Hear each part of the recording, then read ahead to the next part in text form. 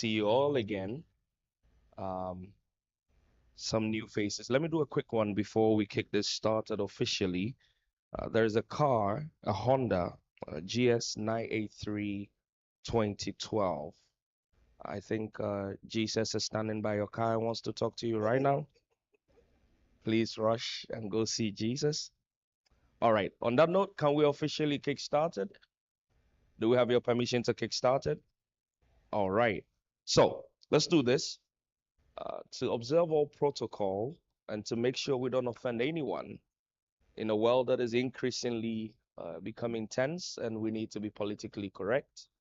We're going to observe a 1 minute prayer in the religion of your choice. And so we're all going to bow our heads and you're going to do your own prayer. And in a minute, we'll reconnect here in the physical. So let our minute begin.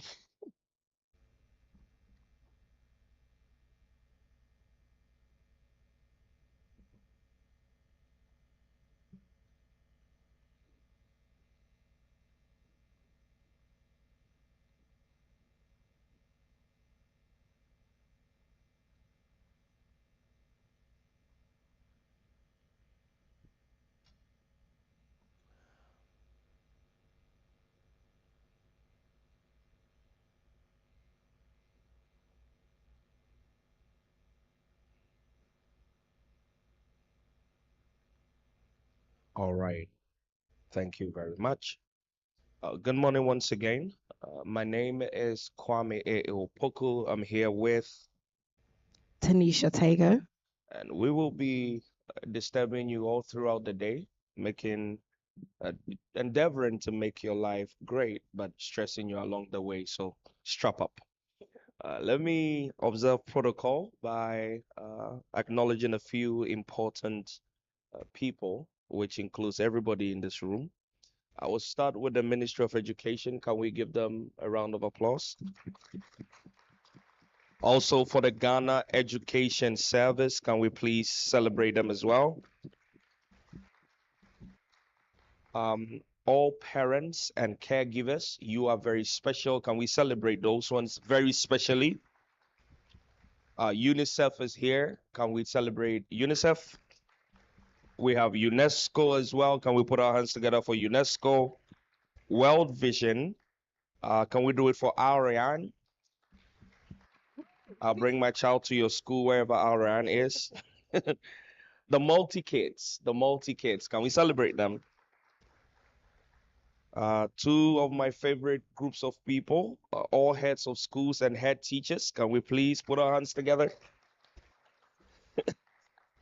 Right. We also have the head of the UN who will be joining us later. Can we put our hands together for him? Students are my favorite people alive. Can we celebrate students? And the most important person in this room is you. Can you put your hands together for yourself? This has to be the loudest one. I just can't hear it. Thank you very much. There's somebody that I cannot do this without.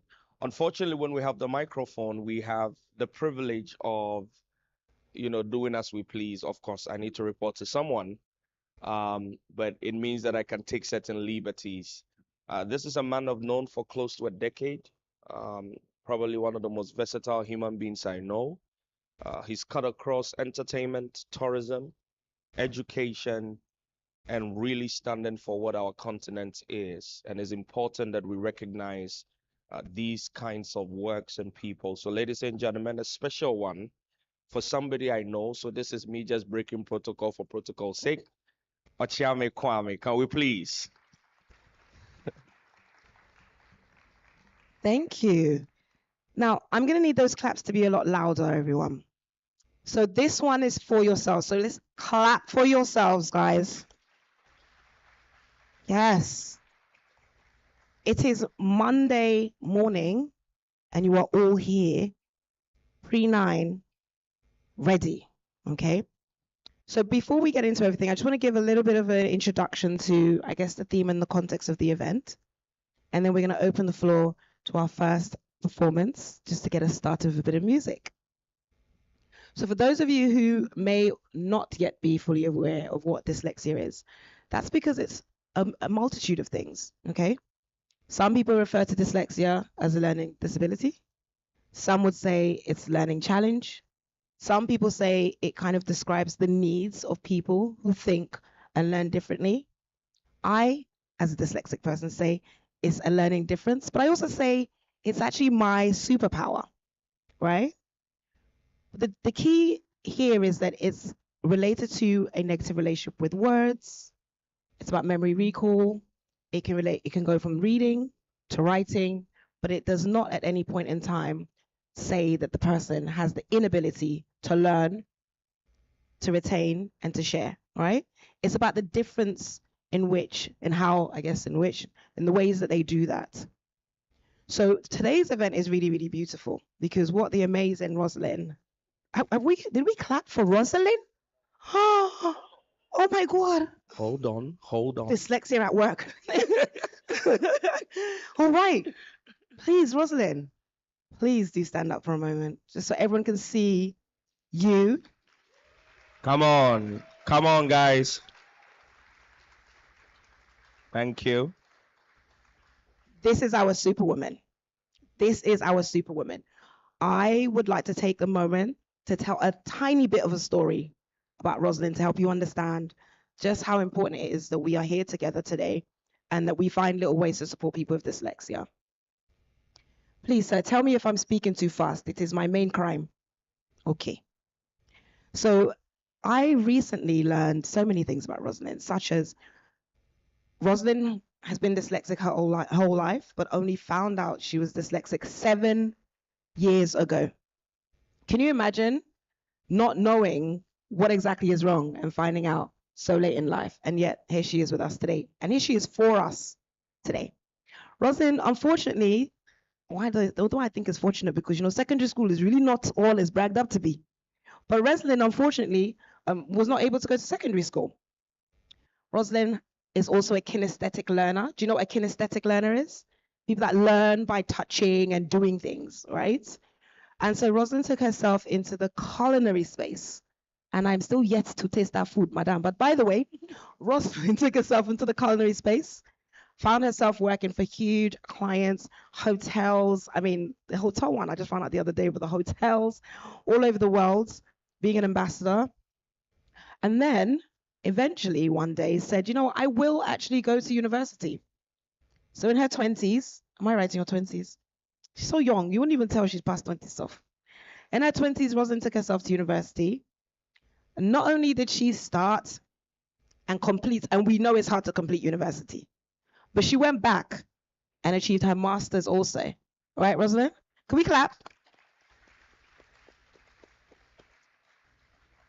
Now, this means in her early 20s, Rosalind was now trying to achieve what she really should have achieved if she was given the right support in her teenage years. So she was trying to get those high school qualifications and did it and got herself to this level. And I believe that one of the main reasons that the Africa Dyslexia Organization is so important to her and to us is because of stories like this. Because the truth is, it's actually never too late to figure out what the problem is, right? There are so many aspects of life. Even if you're driving, there's something wrong with the car, but it's kind of never too late to figure out what it is. And especially when it comes to our learning needs and learning differences, it really, really is never too late. In fact, in some parts of the world, it's probably better to find out when you're older, because maybe when people are parents of young children, they can't actually afford a lot of the interventions. So whenever you find out, it's always the right day and the right moment. And so that's why we are here for our second summit. Second time round, Rosalind. You really came twice, huh? You didn't get enough stress last year? No? So that's why we're here for the second time. And so this is kind of the underlying. There are so many people going to say so much better things and say so many things much better than I have. But I just wanted you to understand why we're here together today and the purpose of Rosalind convening us. So to kick us off, we're going to have a piano performance by Adriana Arbelo. She's 13 years old, dyslexic. She's a student and an artist of Eastern Heroes International School. Please, let's put our hands together for her.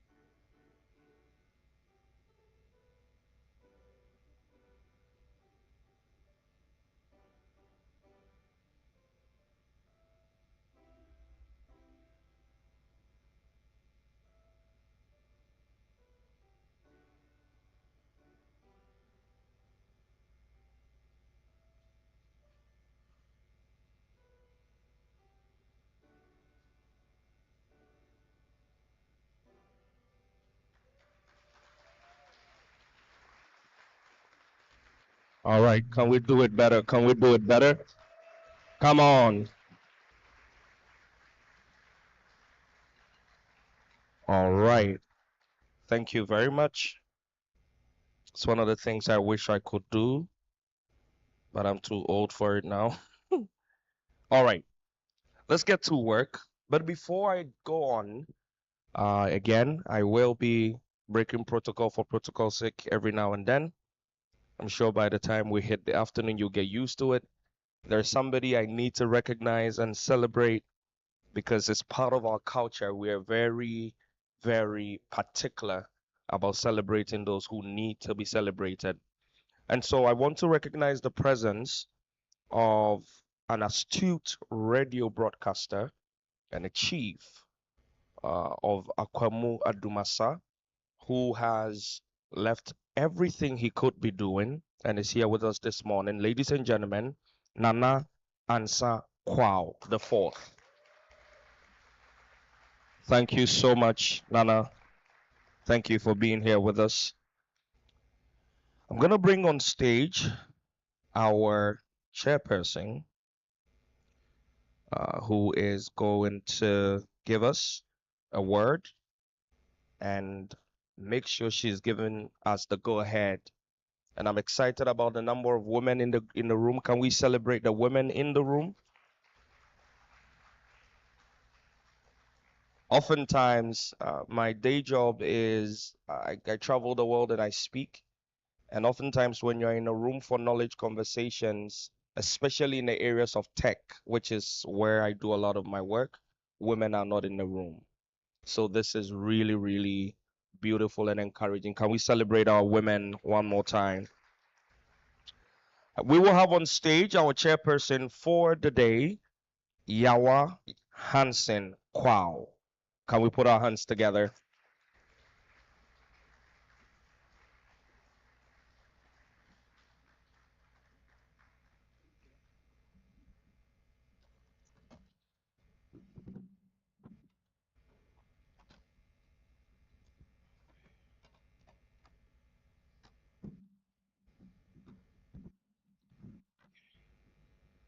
Good morning. I hope you're all doing well. It is really an honor to be here today. I salute you, Nana. I salute you, Mr. Ochami. It's good to see you again. And I stand on existing protocols. So, esteemed guests, distinguished ladies and gentlemen, and all the participants and panelists that are gathered here today for today's Dyslexia Awareness Forum. First of all, let me extend my congratulations to the founder of the Africa Dyslexia Organization, Rosalind. Miss Rosalind is the brains behind everything you see here today. I have admired her courage, her tenacity, and the brilliance that she has demonstrated in establishing the Africa Dyslexia Hi, Organization. I'm Kate Briggs from Made by Dyslexia. We're a global charity. I have admired Rosalind's tenacity and brilliance in establishing the Africa Dyslexia Organization. I also appreciate the partnerships that Rosalind has built in order to further the agenda of the organization. I've watched with pride as she has brought attention to this very important issue and brought partnerships along the way. I also want to thank the British Council for hosting us today. And can we clap for the British Council who've given us this space, but have also invested in today's forum as well. In a moment where so many organizations are struggling to find resourcing and partnership, we really appreciate the British Council for standing up. I am personally the mother of a special needs son. So I do know firsthand the frustration and the pain that accompanies households who have children who require a little extra support to learn and to thrive. So that's why I give all my support to the work that we're championing here today. I thank you, Rosalind, and your team for bringing both hope and help to people who need it. So once again, I celebrate you and I say, God bless you. God bless this initiative, and God make this a really enduring effort. So it's indeed an honor to stand before you as we embark upon today's crucial journey. We're raising awareness about dyslexia, which is an often misunderstood and often underestimated learning difference. Today's gathering reflects our collective commitment to fostering a more inclusive society where everyone, regardless of their learning profile, has the opportunity to thrive. Dyslexia, like other special needs, can present a challenging journey to parents, to the kids themselves, to educators, and to all stakeholders involved. The complexities of navigating through a system that might not always understand or know how to accommodate the unique needs of people living with dyslexia can be overwhelming. So, as we gather here today, let's acknowledge the strength and the resilience and the unwavering dedication, particularly of parents who are navigating this journey. Can you help me celebrate the parents?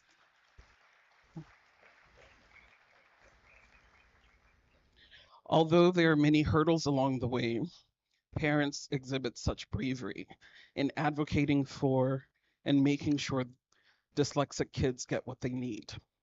We also live in a cultural context that sometimes spiritualizes this condition. I'm sure you've been offered help, a spiritual potion, a prayer camp, or something of that stead. So that's why the hope and help that the Africa Dyslexia organization is offering is crucial so that children and actually adults as well living with dyslexia can have the dignity and hope that they need. We also recognize the crucial role that educators play in shaping the educational experiences of students with dyslexia. Their commitment to adapting their teaching methods is essential in unlocking the potential that lies within each child. I was so touched listening to the performance just now by this brilliant young woman. Can we clap for her again? So today's forum is really a platform.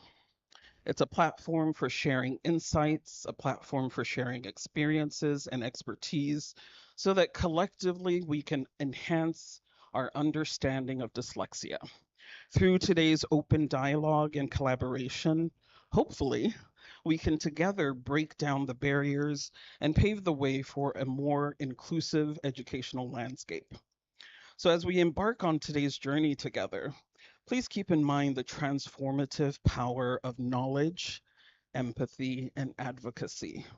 By working hand in hand, we can and should create a society where individuals with dyslexia not only overcome challenges, but also flourish and contribute their unique talents to the world. Thank you for being a part of these important conversations. I'm confident that today's discussions and insights will contribute to a more compassionate and informed community. So I wish us all a fruitful and enlightening Dyslexia Awareness Forum. Thank you.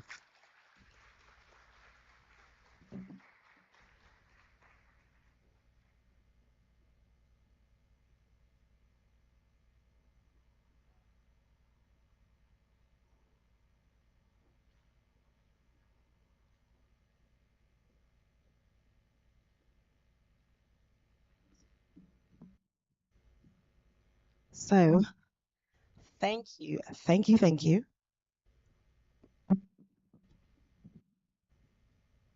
I now have actually an amazing honor to read Yawa's profile. So as she was coming down, I said, I'm going to read your profile. Please don't blush. Okay. Are we ready to hear about the amazing lady that just spoke to us? I think you guys are learning, right? So Yawa Hansen Kwao is the founder and executive director of the Leading Ladies Network. For over a decade, Yawa Hansen Kwao has worked to unlock opportunities for women and youth in Africa. Through the Leading Ladies Network, Yawa has fostered an ecosystem of women and girls who have ambitious goals, strong character, and resolve to serve as an impactful leaders in business, civil society, and in government. In May 2012, at the World Economic Forum on Africa, Yao was recognized, listen carefully, guys. Yao was recognized as one of Africa's rising leaders. Can we please clap for? And in 2016, was also awarded an Eisenhower Fellowship in honor of her pioneering work in nurturing emerging women leaders. Right? Another clap. I think that deserves a good clap. So from July 2018 to June 2022, Yawa served as the executive director for Emerging Public Leaders, an international nonprofit committed to driving Africa's development by creating a new generation of public servants who are committed to social impact. During her tenure, Yawa led EPL's expansion across West and East Africa while catalyzing 16 million US dollars in support of the organization's Pan-African expansion. 16 million. Eh? Now, in addition to being a founder, speaker, and author, Yawa served for 3 years on the World Economic Forum's Global Shapers Foundation board and is currently a director of Legacy Girls College, which is a leading secondary school in Ghana. She previously served as a leadership consultant to UN Women, helping to develop leadership curriculum to enhance the capacity of women leaders in East and Southern Africa. And additionally, Yawa served for 2 years as a member of the advisory board of the Women's Institute for Global Leadership at Benedictine University. Are we not lucky? So thank you. Thank you for making the time for us today. Now I'm going to introduce another amazing woman. I thought it was so good to do them together. I gave a little introduction before, but I'll read the official one today. So I'm going to introduce next Rosalind Abigail Cherenate. See how I said it properly? Right? Rosalind is the founder and executive director of Africa Dyslexia Organization.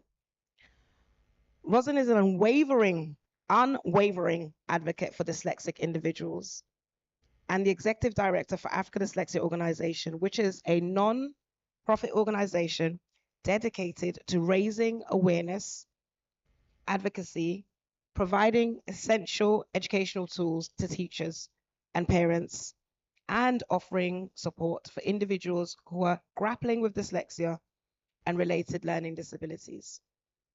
Rosalind holds an MSc in International Hospitality Management from Swiss Hotel Management School in Switzerland. She's a Walt Disney Hospitality Leadership Fellow with 17 years of experience in the hospitality industry, both in Ghana, Europe, and the USA. She is currently a lead consultant at IQ Mundo and country representative for Swiss Education Group in Ghana, Liberia, and Sierra Leone. Her multifaceted experience and her commitment to inclusive education positions her as a beacon of hope, igniting positive change for dyslexic individuals across Africa. So thank you very much, Rosalind. It's an honor to invite you up to the stage. Can everyone please make some noise for Rosalind? Thank you so much, Tanisha. Good morning, everyone. So I will also stand on all protocols, the existing protocols already. But I first of all would like to say thank you to the Almighty God. If not for God, I will not be standing here. And if not for certain key people, I wouldn't be standing here. So I give thanks to all the destiny helpers who came my way. Most of you are also in this room. I'd like to say a big thank you to British Council for their support, their partnership. It's not easy to start an organization that is quite young, like ADO, and you have people and organization coming forward to support. And so for them trusting me with their brands and their resources to organize the Dyslexia Education Stakeholders Forum 2023 for you, I say a big thank you to British Council. I would also like to say a big thank you to ADO Board of Directors.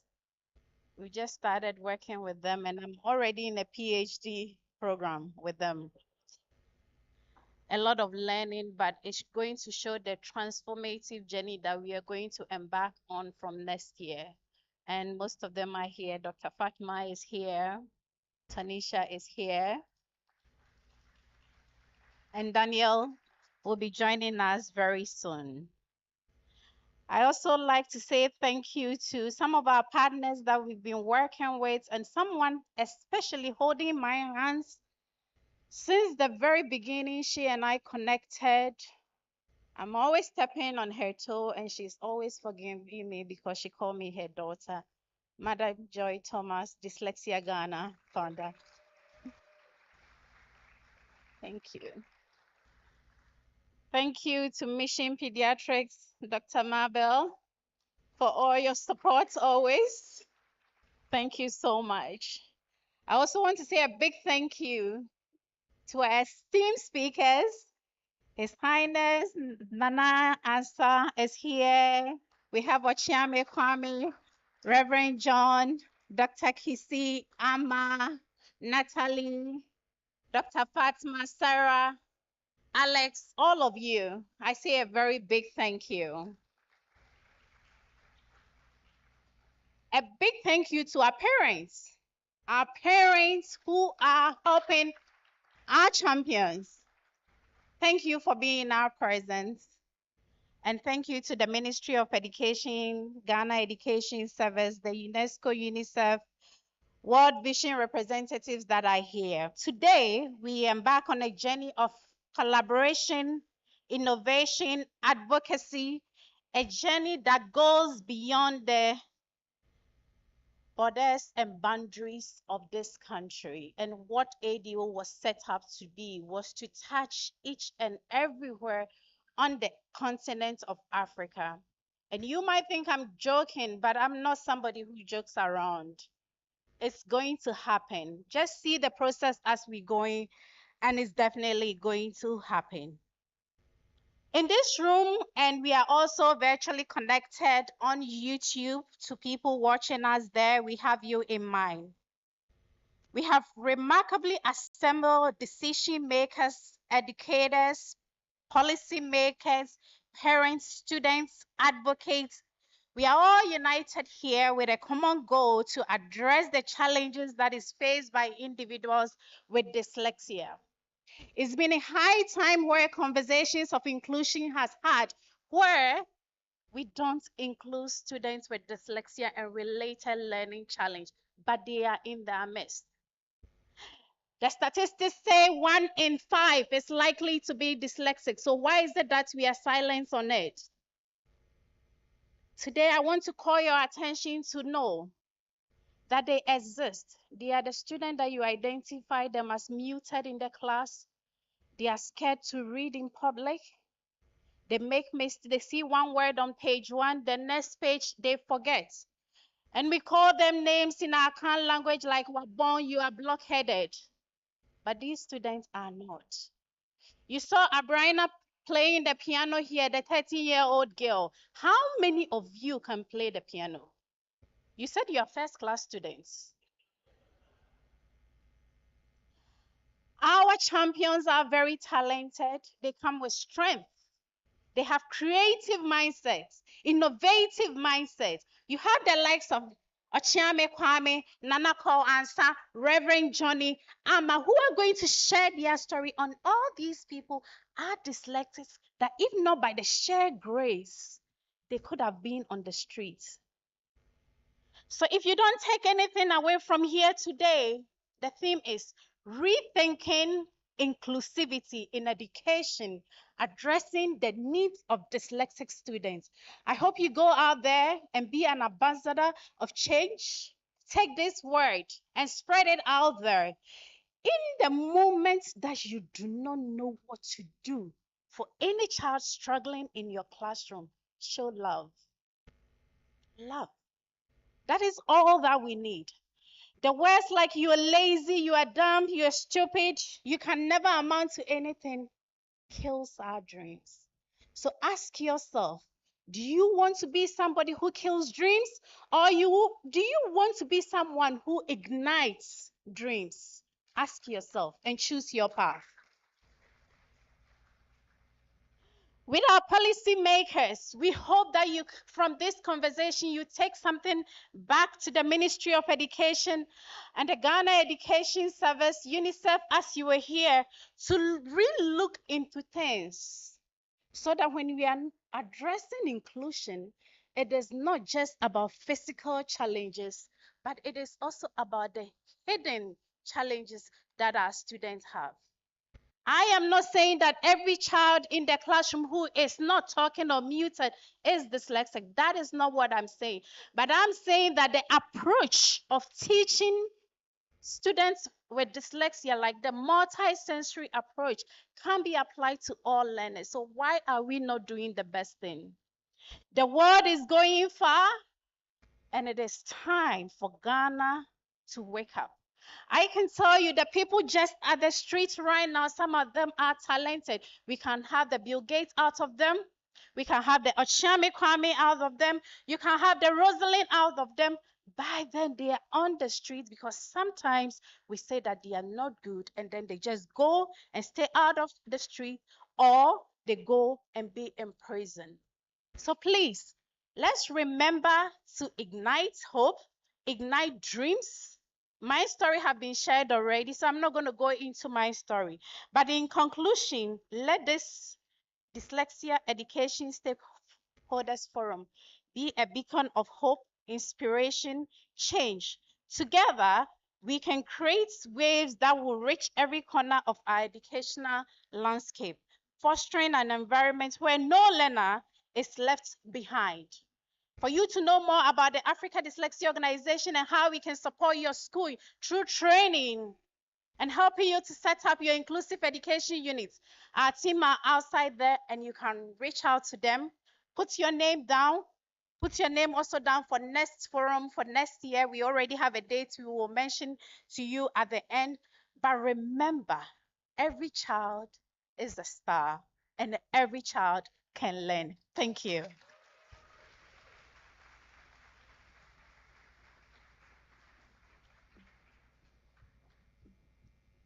Can we do it better for Rosalind? Come on.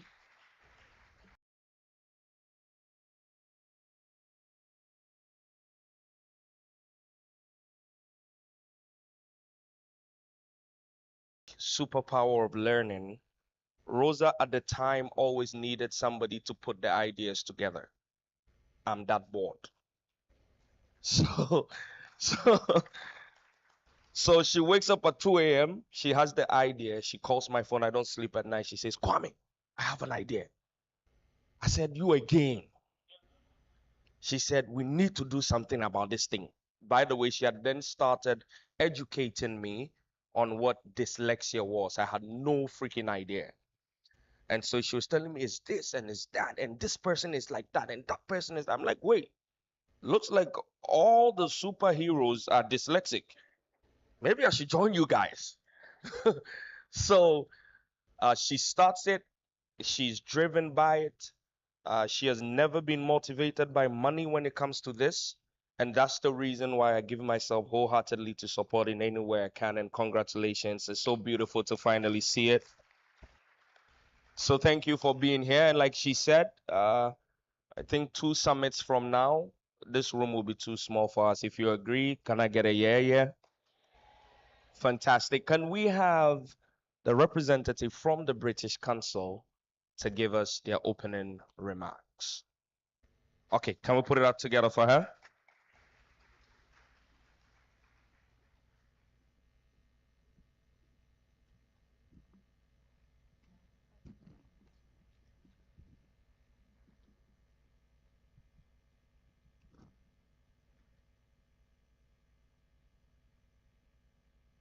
Hello, everyone. Much better now. Okay, my name is Rachel, and so I'm the project coordinator here at British Council, and we are so excited about this collaboration. And Rosalind has been an excellent team lead, or should I say, a team member.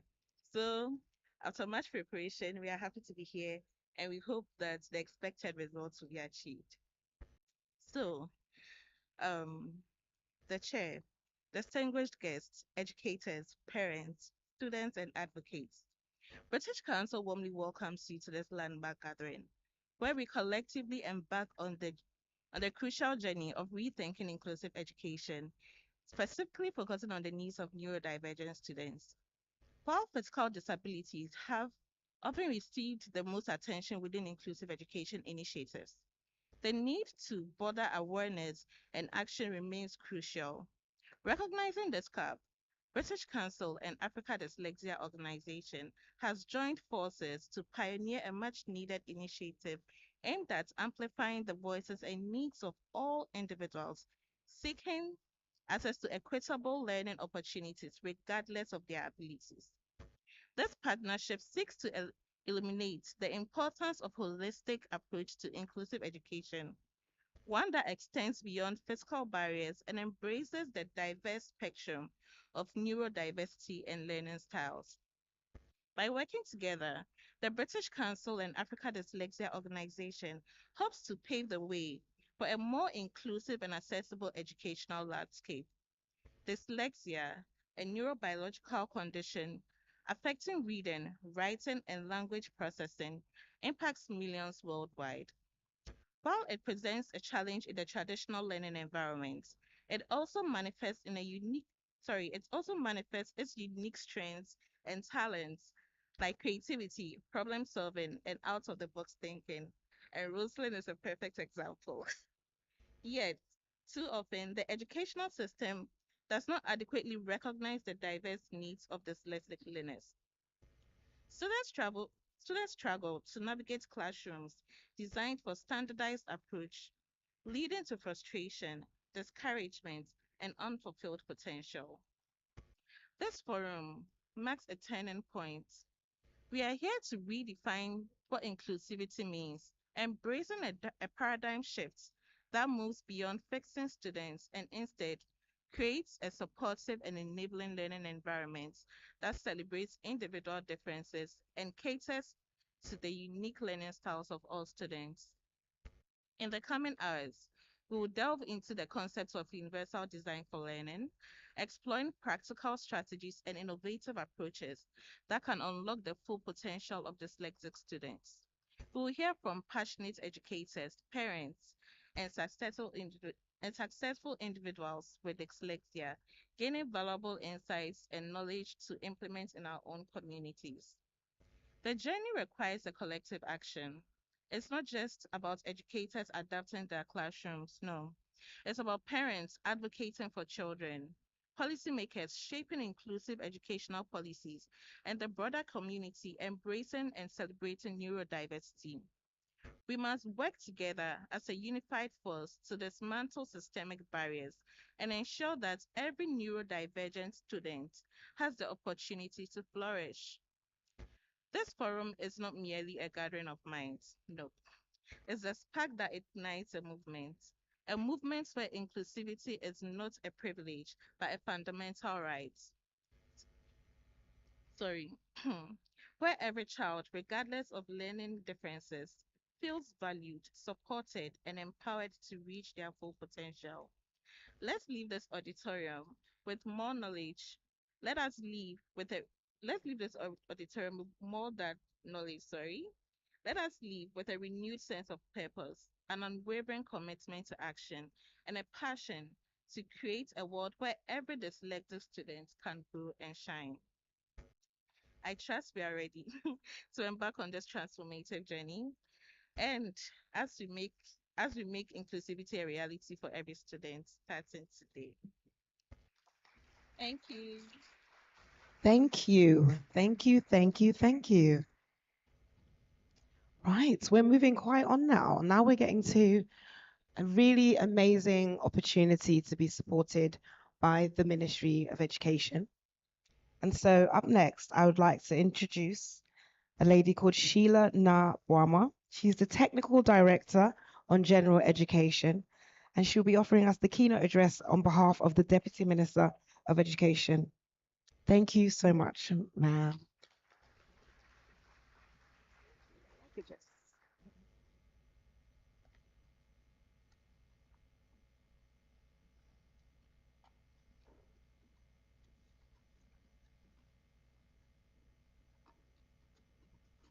Good morning, everybody. After listening to so many strong statements, I'm quite confused where to start from. But I'm here, so I must start anyway. Let me start by saying a big thank you for the invitation to the Ministry of Education to be part of this. Um, the team knows that the Honorable Deputy Minister for Education wanted to be here himself. And hard as he tried, his schedule did not allow him to be here with you. So at the very last minute, you had me. I am excited to have been delegated to be here because when I saw the letter, I asked, well, what is all this about? Why don't we get somebody from the special education units? This is their area. Then I thought about it and said, well, but I'm into policy. And policy must be inclusive. And if this really needs attention, then irrespective of where you work, once you work in education, you must know about the issues and be part of addressing it. So once again, thank you. We cannot help but commend the ADO for setting the platform a second time for us to deliberate and bring the issues to the forefront. If you hadn't done this, I'm sure I'm not going to be the only one who wouldn't have heard about the work you're doing. There would have been a lot more people who would not be aware that there is a need like this. And like the other previous speakers have recognized, it's easy to empathize and deal with physical disabilities. It's very easy. It's in our face, so we can always do something about them. The difficulty is when it's not physical. And so we are happy that you have dedicating some time and putting the experts around the issues to support our work with the research that is based on our context. What is the prevalence rate in Ghana, for example? How must assessment be done?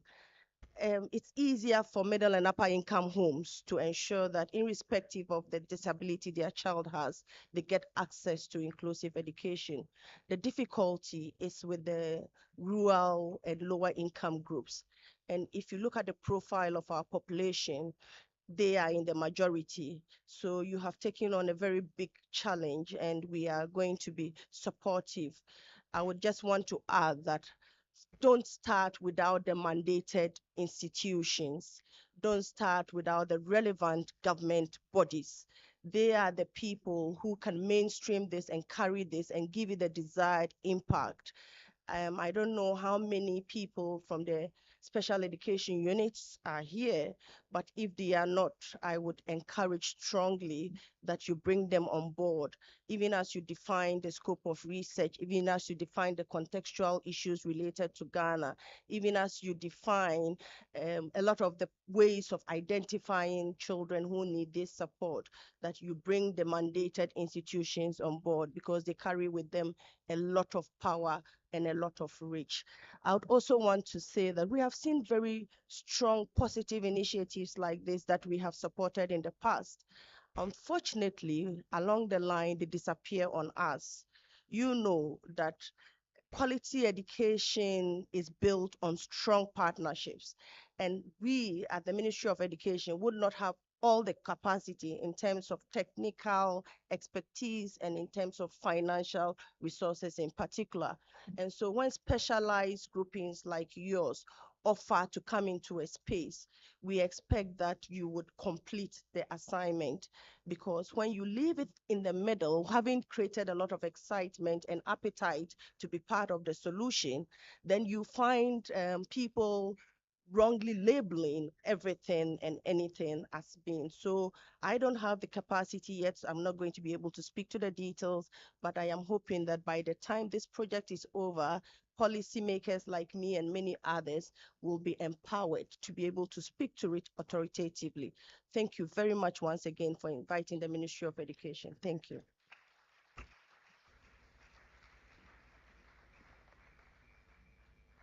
Thank you very much. Can we please put our hands together once more? All right.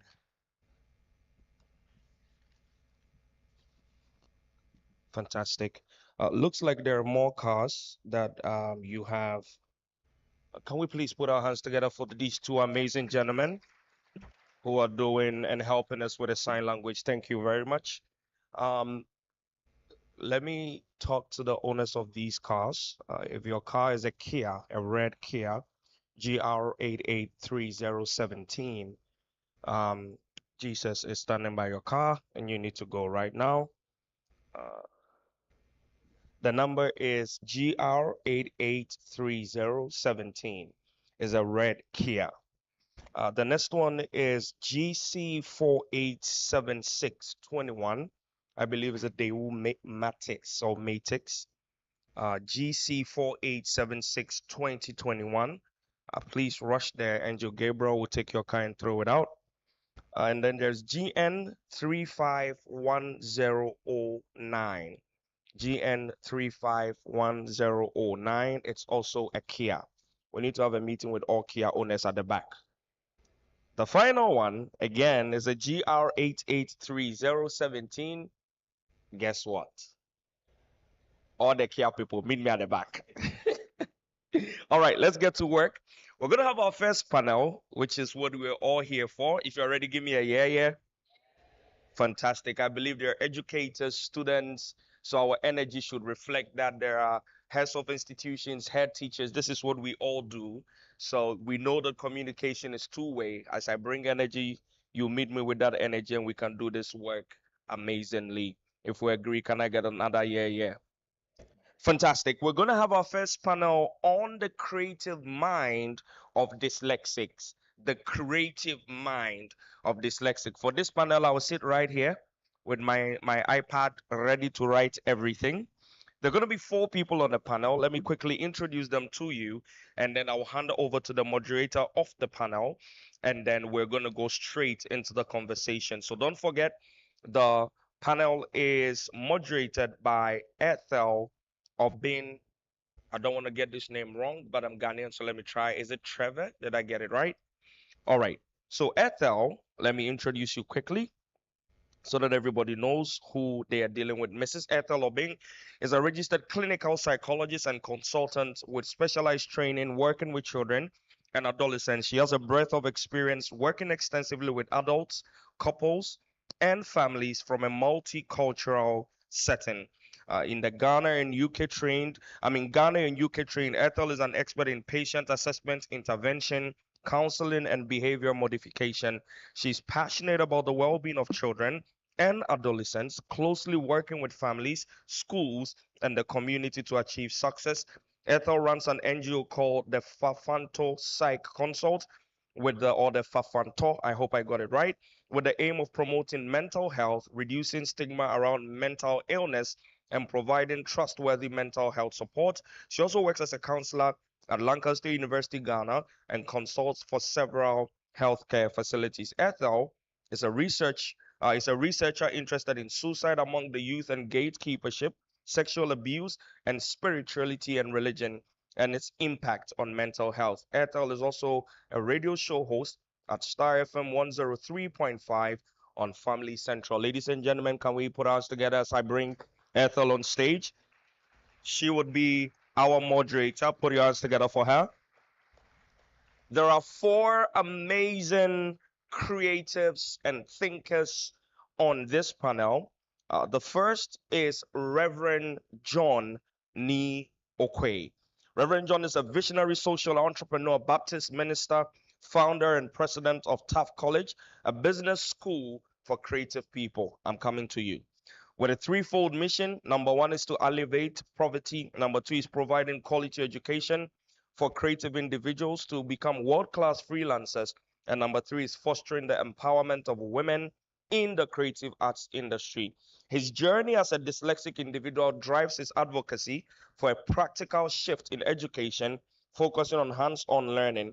As the founder of Women in Creativity Africa, he champions women's empowerment by offering tuition-free training in various creative fields. Can we celebrate him for that? Reverend Okwe's mission is to empower individuals in Africa to become creative freelancers, fostering financial prosperity through practical education. His vision is to transform Taft College into an accredited university for creative people, offering a well-rounded education. Please put your hands together for Reverend Johnny Okwe. Please come upstairs and take a seat. Next on this panel is packed, my people, is my very own brother. I could literally read his profile from my head, but let me read what they've written. Kwame Insia Apau, renowned by his stage name Ochiame Kwame, is a prominent Ghanaian musician and author. There's something special about Kwame's, by the way. Remember, I'm Kwame Opoku. Notably, he serves as a climate change ambassador and activist, climate clock ambassador, made in Ghana ambassador, and ambassador for World Reader. Despite facing severe dyslexia-related challenges in school, Ochame Kwame has transcended expectations. Once deemed unlikely to achieve success, he has not only proven skeptics wrong, but has also made substantial contributions to both his personal growth and the growth of our motherland, Ghana.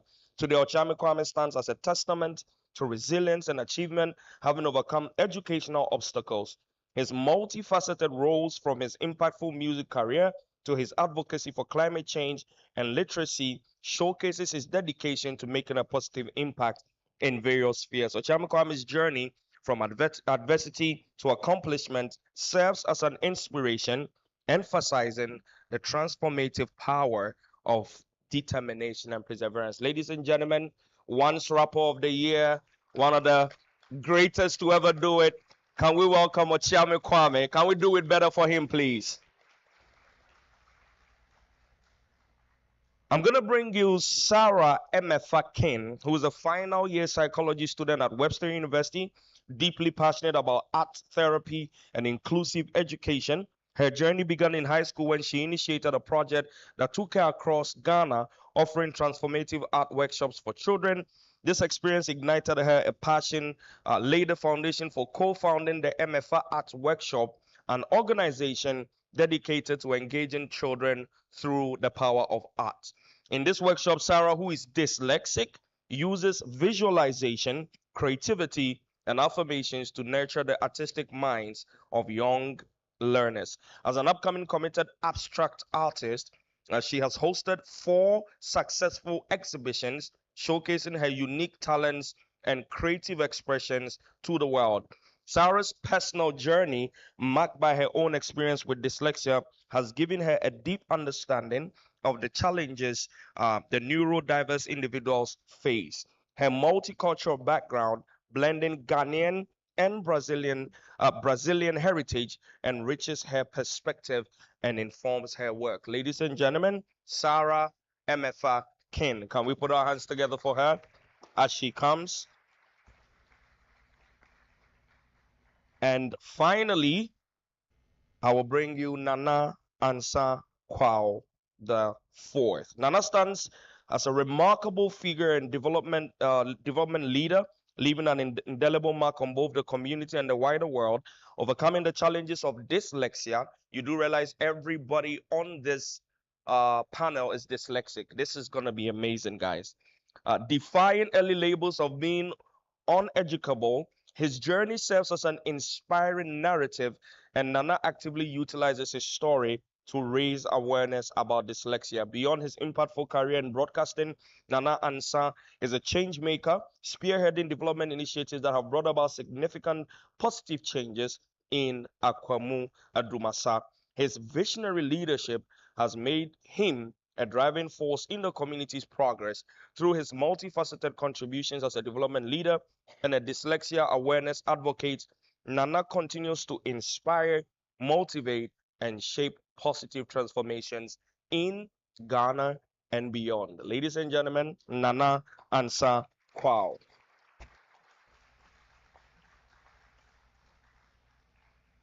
And on that note, I leave you in the able hands of Mrs. Ethel. Please, all the Kia people. Okay, all the Kia people, I'm having a special meeting with you at the back. Mrs. Ethel, your panel, your moderator, people, enjoy. We'll take this off. Please give us a second to get this off so you can see everybody. Then we can proceed. Thank you.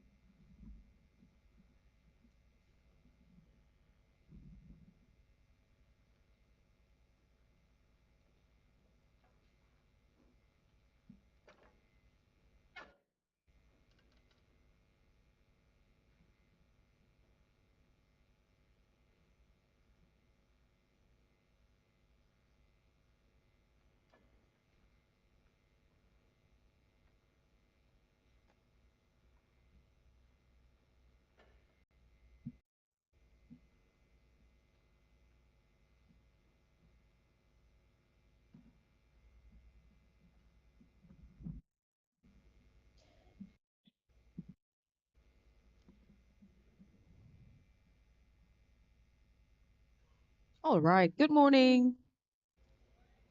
Okay, so thank you so much for coming. I'm absolutely excited again, to be moderating for a second time. And the name is Ethel Obing Trevor. I realized he was actually trying to dodge the my other name, so it's Trevor, and he pronounced it correctly. So please have some confidence. It's right. Right. So we are going to be focusing, the creative mind of the dyslexic. And I'm going to start off with Mr. OK. We are talking about superpowers and neurodiversity, as a concept. And I'm sure we all understand or probably have some idea. We're going to delve into that today. And we're not just going to talk, but would also bring about, experiences, because I think that what makes something very different is the experience, not just the theory. What I have been through, what I have felt, how I feel, what I have gone through. And I think that carries a lot more power than just saying something that we think should actually be. And so, to start off with, I'll start with Mr. OK. And what is your superpower? Let's start off with that. When did you even discover yours? My superpower? Yes. I have a lot. Yes, I have a three. My mind can think in 3 dimensions. So when I see a flower, I can see the flowers, see the stem. Then I can imagine the roots and connect with the biodiversity and everything that's happening. Bring it to I can see everything. So it gives me a good imagination. I think my other superpower is also I have a lot of empathy, and I can write a whole story from backwards. So I can write a song and say, oh, the bullet left the heart through the skin, back into the gun, fingers got off the trigger, gun back in the holster, reverse, door locked, foot off the brake, back to so I can tell a whole story in reverse and it will never stop. So I think my superpower is the fact that I've been blessed to be dyslexic.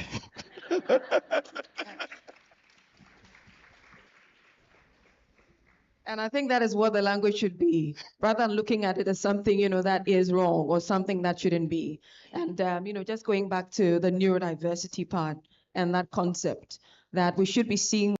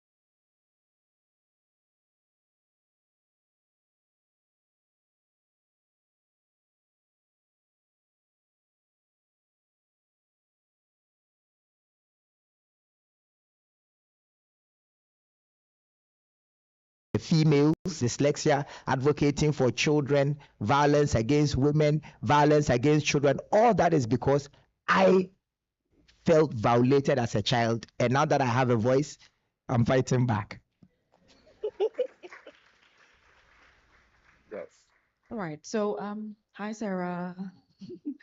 And I'm going to ask you this. So, do you have a superpower? Have you identified yours? And what is it? Hi everyone. I hope we're all doing perfectly fine today. My superpower, to be very honest with you, I don't think I have one superpower. I came across the book called The Artist's Way, gifted to me by my wonderful boyfriend. And my mom found out that she had the same book. So, we were super excited. She's dyslexic as well. So we had a really cute mother and daughter moment. And in the book, it spoke about how being an artist, sometimes we struggle to identify with one thing. And in the society that we are in today, it's like you have to be put into a box. You have to be categorized as, oh, I am one thing. You can't be a doctor and a writer. You just have to be a doctor. Or you can't be a musician and a mathematician. You just have to be one thing. And I wanted to break that. So I am a psychology student and I am an abstract artist. And I tell people that all the time because people look at me and in our culture, they also come and say, hey, excuse my language, but to a pretty girl or fine girl, maybe you don't have a brain or you don't even look like an artist or you don't even look like a psychologist as well. But in doing all of these things, it just proves to myself and everybody around me that I have so many superpowers. I love being around children. I love cooking now. I like doing workshops with kids. I like reading psychology because it's helped me understand myself. It's helped me understand other people.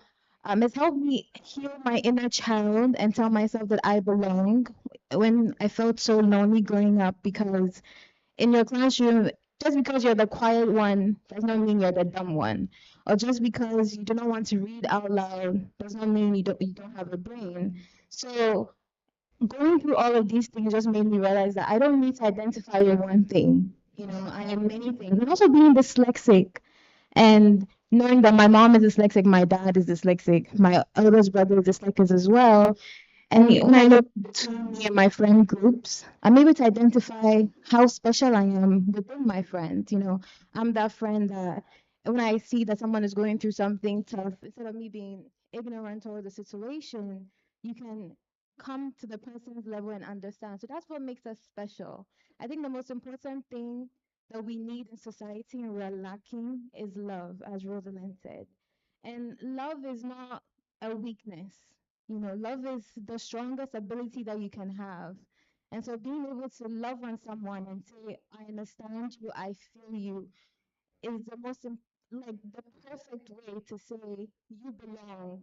We don't have to be the same. I don't need to do the same things as you. Like my best friend did graduate from being a doctor, so very proud of her. She's a doctor, and it's taken me 5 years to finish psychology school. Like she's done 6 years, right? But I look at myself and I say, time is very important, but it's the journey that's the most important. So I would graduate, but I would feel like I am an amazing psychologist, even though I took a long time, but it's at least I am finishing. So I hope that answers the question. So just a follow-up question. I mean, I know we're having this forum and talking about it, but I mean, knowing that your family, I mean, you all have that experience. When did you or did you ever feel comfortable sharing or disclosing that to friends, and how did they react? No, because growing up, I remember hearing about it a couple of times. My mom, she's an educator, right? And anyone that knows her knows that she goes for what she wants. My mom, if you meet her, you see that from her.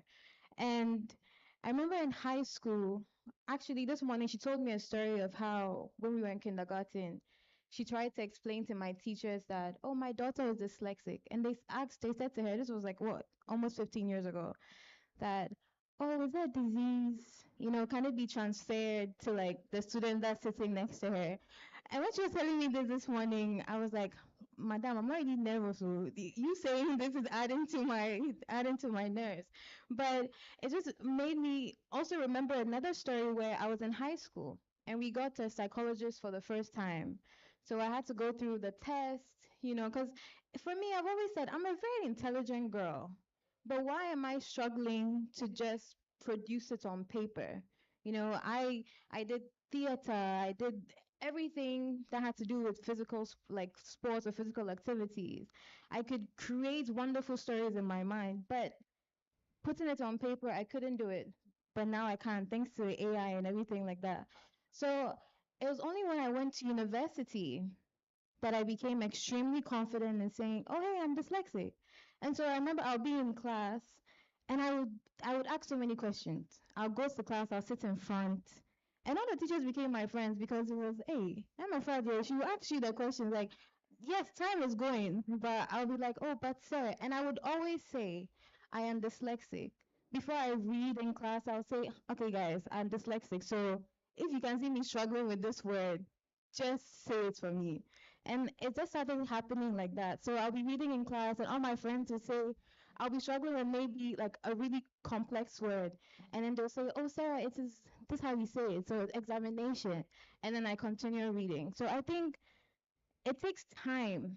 But once you say that this is what I am, you feel like you're you know, in the Gen Z slang, it is yeah. So to now know, I say it all the time. I'm very proud to identify the dyslexic. So yeah. Right. So I know Mr. Oki has to leave. So one last question to you. Yes, before you do. And this one is very specifically wrote with your name.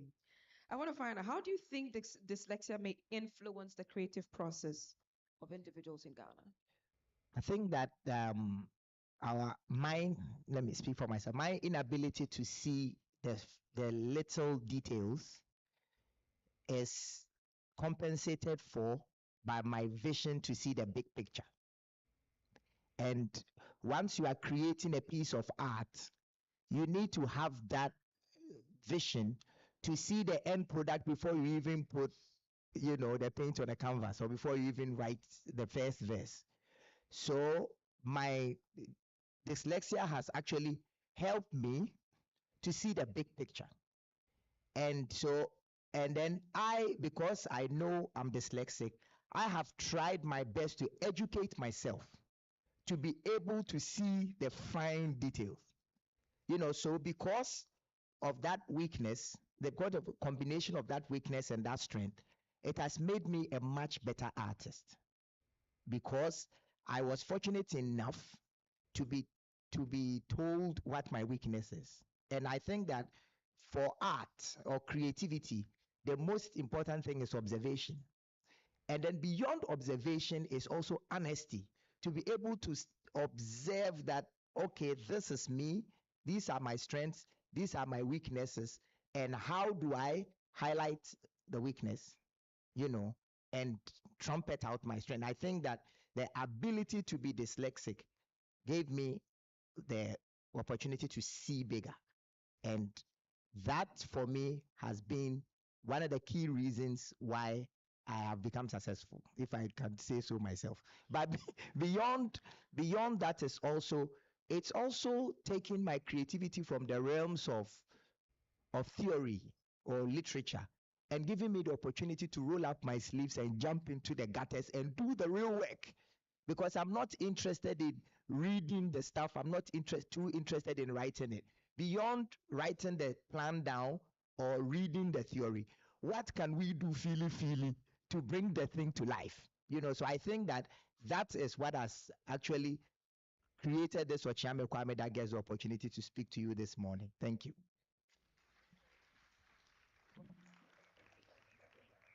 Thank you so much. Yes, thank you. Sure, you can add on to it.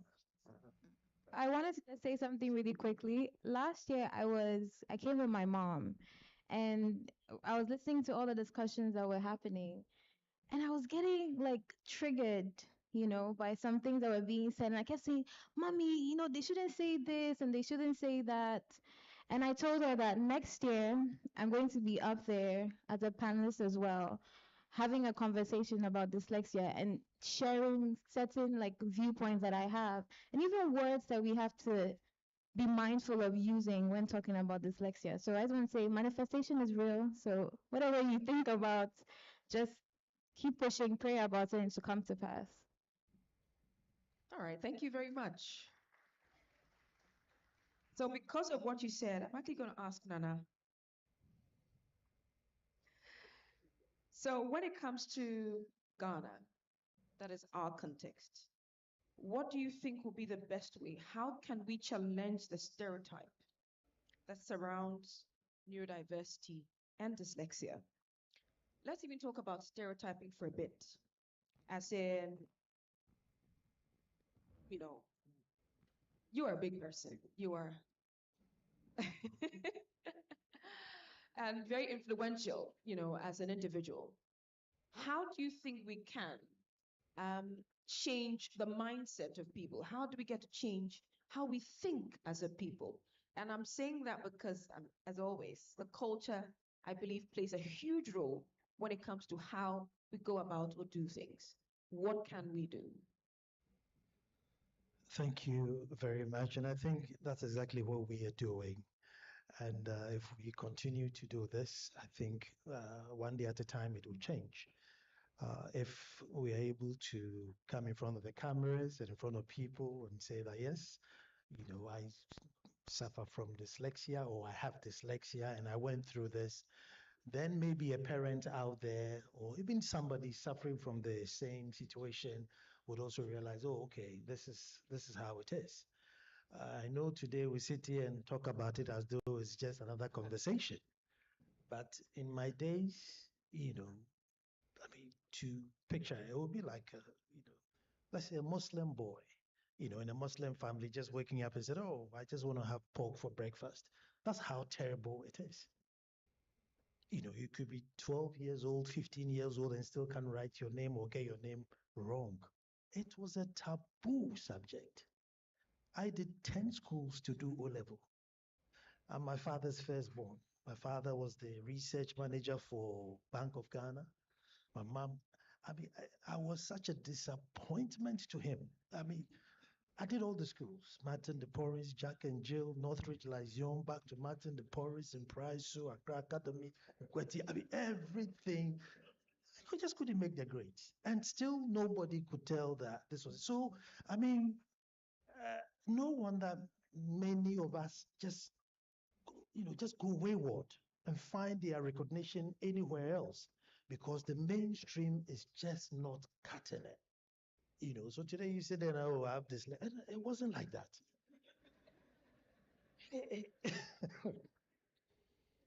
In my days, you had 3 terms in a school, and as soon as school vacates and any uncle, auntie comes home, the first thing was, hey, my report card, about has your report card come? And what position were you? And there are 36 in the class, and you are 36 or you're 35. And they don't even hide it. It's like, so I'm more papa. So I mean, growing up in those days was really tough. It was really, really tough. I never thought at that time that today we could have a forum, you get a mic and cameras. Oh, yeah. No, no, no, no, no, no, no, no.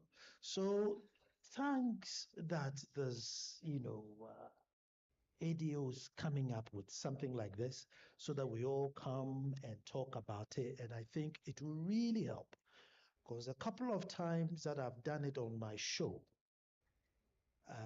people calling and said, I've been beating my daughter all these years and I didn't know this was it. Some people call and said, no, Nana, I have had this challenge. I didn't know. So I realized that it's still not out there enough, so we just have to keep going on and on and on and on. All right. Thank you. Rev, we're going to be talking about technology. Right. So how can we leverage technology to support, dyslexic creatives in their work at school and then generally in Ghana? What are your thoughts? I mean, how do we go about it?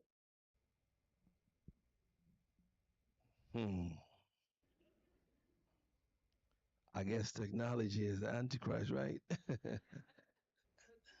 I'm only kidding. I mean, we cannot, as a dyslexic, the only thing that's helped me is technology. Um, I hated education when I was in Ghana. I left Ghana 30 years ago. I only just came back last year. I didn't want to come back anyway because it haunted me. Um, I don't like to say this, but I never ever say this anywhere else. But I'm Reverend Johnny Okoye. I never introduced my father who he is because I don't want to be, the expectation is a bit too much. My father's a former Speaker of Parliament. So anywhere you go, it's like, and I'm introduced as a son of the former Speaker. The expectation is just there. But today, because we are um, in an environment where we are sharing and we are stripping off, so I'm just here to just share this part of who I am. So growing up, um, it was terrible. Let's put it this way. My father had to write essays for me. I had a great memory. I could remember everything. So he write essays, and I was just learn the essays. So people say you got big language. Some mine. My father made me learn. So when I was going to do common entrance, I learned about maybe 10 essays of his. I regurgitate what he wrote down, and I became very good at application. So obviously, as a pastor, you have to use application all the time. So I take something that he's done and make it mine and that sort of thing. And then he made me learn the dictionary. Could you believe it? So I hated reading. He said, "But you have to read something." He didn't know what was wrong with me. So he had a children's dictionary and he underlined all the words that he wanted me to know. And I had to learn all of that. The first aid in English, who knows that stuff? Student's companion. Oh, I learned everything. I knew it all. I knew it all. Anyway, so growing up, when I finally ran away from this country because I was getting terrible grades. Anyway, um, finally got this. I think I was in London then. Yeah, I was in London, and I moved to America, okay, and all the funny stuff. But I was in London, yeah, and I got finally, I was diagnosed as a dyslexic student, and they gave me a dictaphone, and they gave me a laptop, and they gave me all the technology stuff that changed my life. One big problem I had was I couldn't write and listen at the same time. So anytime I'm writing, forget about what the teacher said, it's over. And every time I listen to the teacher had no notes, it's over. So what do I do? Um, I wasn't that great at in school until I went to Bible school, and I learned how to put it all together, and I had a 3.97 GPA. I could not believe it. I aced the class because I put in the work, lots of work, and it went very well. However, as the dyslexic mind, when we are writing, we we write, but I don't know. Everyone is different, right? So I'm a bit different. So that's why it's called a spectrum. People are in different places. Okay, some people are in A, other people are in Z. So I don't know where I am, but I'm somewhere in the spectrum. So when I write, I just skip words. And I'm writing, okay, so Peter jumped the bus, but I write Peter jumped bus. I'll leave the there out. So when it becomes very, like schoolboy errors. But then I found a girlfriend called ChatGPT. Oh yeah, yeah. And I'm having a threesome right now. My wife is like, you with her again? I'm like, oh yeah. I'm writing proposals. I'm writing business plans. I'm writing, you name it. I'm writing it. I'm writing constitutions for Taft College. I'm a lawyer. I'm a doctor. I'm a pharmacist. I'm everything, and that is what the powers of technology has done for me. So I think it's bridged the gap. I mean, I went to a forum the other day, and other educators were there, and were mad at students for using ChatGPT to do exams and writing essays. I'm like, well, I would have done the same thing. Of course, just like my father did, I personalized it. You know what I mean, right? So, I think things like technology really gives us that. Excuse me, use the words, the steroids. Okay, to become superhuman because we have so much ideas, but we are limited because I always need a personal sec. I don't have a personal secretary anymore. I do my own thing. I don't need them. I write it and I go online, and ChatGPT is my personal secretary. Is my Before I even see my lawyer, I go to ChatGPT. Could you believe it? And that's what technology really has done for me.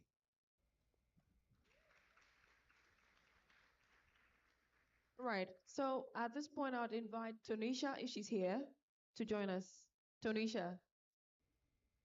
Oh, yeah, she's coming. Please, a round of applause.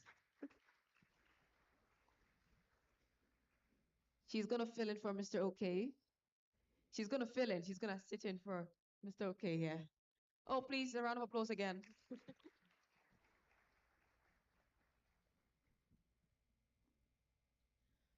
Right. So just, following from there, because I'm very big on technology and ed tech, I mean, what it's doing for individuals that require some special support.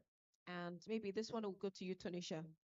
What are your thoughts, though? Because, interestingly, there are those that are for technology that are in the education space.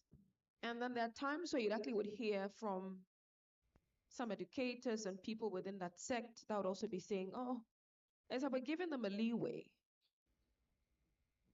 we're not helping them. And then it becomes like an easy route, it's like, so easy for them to. And sometimes I do say this, that I feel that sometimes, not everybody, but some educators are very much about seeing students suffer. That would mean that, yeah, you're learning. Yeah, it's like you have to go through it. And I'm saying that even from a university perspective, because I'm back in school and it's there. That would mean that, yeah, you have to go through it. When you're suffering, then you're learning. What are your thoughts regarding that? At all levels, from the very lower levels, primary to high school to the university as well. Well, thank you. Thank you, everyone. I feel like I should probably do a mini reintroduction based on the question that was actually quite accurate to ask me. So I have actually known I was dyslexic since age 7, right? And I'm actually an educator. So I've worked in the education system for over 21 years now. And professionally, I'm what's known as a curriculum author, curriculum developer within the higher education space, which means I build degree programs, undergrads and MSc degree programs, specializing in leadership and management. I'm also a lecturer. And when I work all the way up to Associate Dean of Learning and Teaching. That's actually my current position, or something like a Deputy Head of School. So, for example, my last role was Deputy Head of School for business school across 6 countries. So this is an amazing question. Not only that, before I actually got into higher education, I chose to, one, homeschool my son till he was 17. And all of this is gonna come together. And actually, in my education journey, I've taught every age group, right? So I started with nursery, reception, etc., because I was trying to find the right age group for me as an academic and as a teacher. Now, what I found is that you're right. A lot of people go through pain, and so they try to push it through to others as they grow up. They'll say things like, I survived it, and I turned out all right, didn't I? Have you heard anyone say that? Now, do we want to turn out all right, or do we want to turn out exceptional? We want to be exceptional. Yeah. So a huge problem is just that desire for people. Well, actually, the huge root of the problem is the lack of willingness of people to address the trauma they suffered in their learning experiences and to recognize their current responses as trauma responses, and therefore realize that it's actually unfair to place their trauma responses onto others as though it's a badge of honor, because we're trying to create an amazing future. And that means we have to empower the future generations to be amazing, right? So in terms of what you mentioned about people's difficulty to, see it through, it's not an African thing. I've taught all over the world and I work with people all over the world, but it is a human thing. It's a thing of, I couldn't read till I was 5. So what does that mean? I mean, one of the videos that's on YouTube from the TV station that we were at the other day, someone had the cheek to comment, and all they did was spew silly, uninformed racism as a comment to basically say dyslexia doesn't exist. I mean, if it's fine if you don't think it exists, right? But you must have another answer for why over 20% of society struggle with words. So far, that answer is just labeled dyslexia, and the solutions that we put towards it, it's got nothing to do with the name or the origin, and everything to do with creating an inclusive environment. When it's numbers, the name is dyscalculia. When it's time and space, the name is dyspraxia. The name is irrelevant. The point is, what are we doing about it, right? And how are we coming together? So labeling things is very important for that reason. Now, you spoke about technology. We have to accept that technology is here to stay. And there are so many negative aspects of technology, so many risks. Look at AI, look at how we're being tracked and all those things. So if there is a possibility to use technology to create a more accessible and more informed environment and community, that will not only mean that the individuals are informed, but we're likely to increase our GDP. We're likely to increase the number of able stakeholders in our society. We will run from that, but we will not run from telling ChatGPT our personal business and asking it to please rewrite my CV. You just told an AI everything you've done in your whole life, but you will not allow a young person to use speech to text to speech. You will not encourage it. In fact, you'll allow them to suffer at home. Also, the parents. I mean, the reason I homeschooled my son is because I'm dyslexic.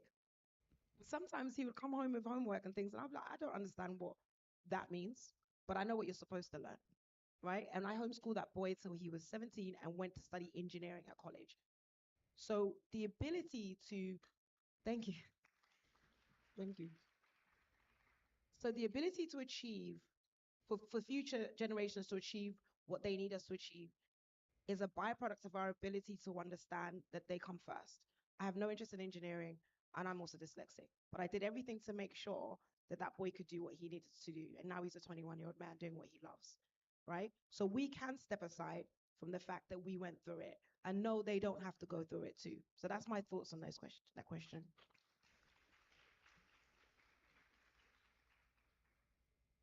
You mentioned about how teachers would say that it's lazy to use technology with the approach, right? I also think that technology is extremely important because as a dyslexic student, when you're writing essays, you don't want to reread what you've written. I think that's punishment for us. Rereading and seeing that you only like you can see the black what you wrote in, but majority is in red. And for us, we may have to do 10 different drafts before we get to the final one. But with technology, we write, like I tell people, it's how you use it. Right, some people will use it obviously to cheat, but if you teach your class to use it like for the right reasons, for example, don't just put in bullet points. Actually write your essay and see the different outcomes that it gives you. And then because you've written the essay, right? Maybe I forgot to put a there or a comma, and it just helps you like the essay to just sound more diplomatic for your teachers and everything like that. So I think, but also with the teachers, some teachers also are lazy. No offense to any teachers here. But some teachers are very lazy because the truth is, even being a teacher, you have to keep teaching yourself and you have to keep learning. You can't say because you know 1 + 1 is 2, then you're going to stop there. Because the world is evolving, education is changing. And if you don't move with education, you're going to stay where you are.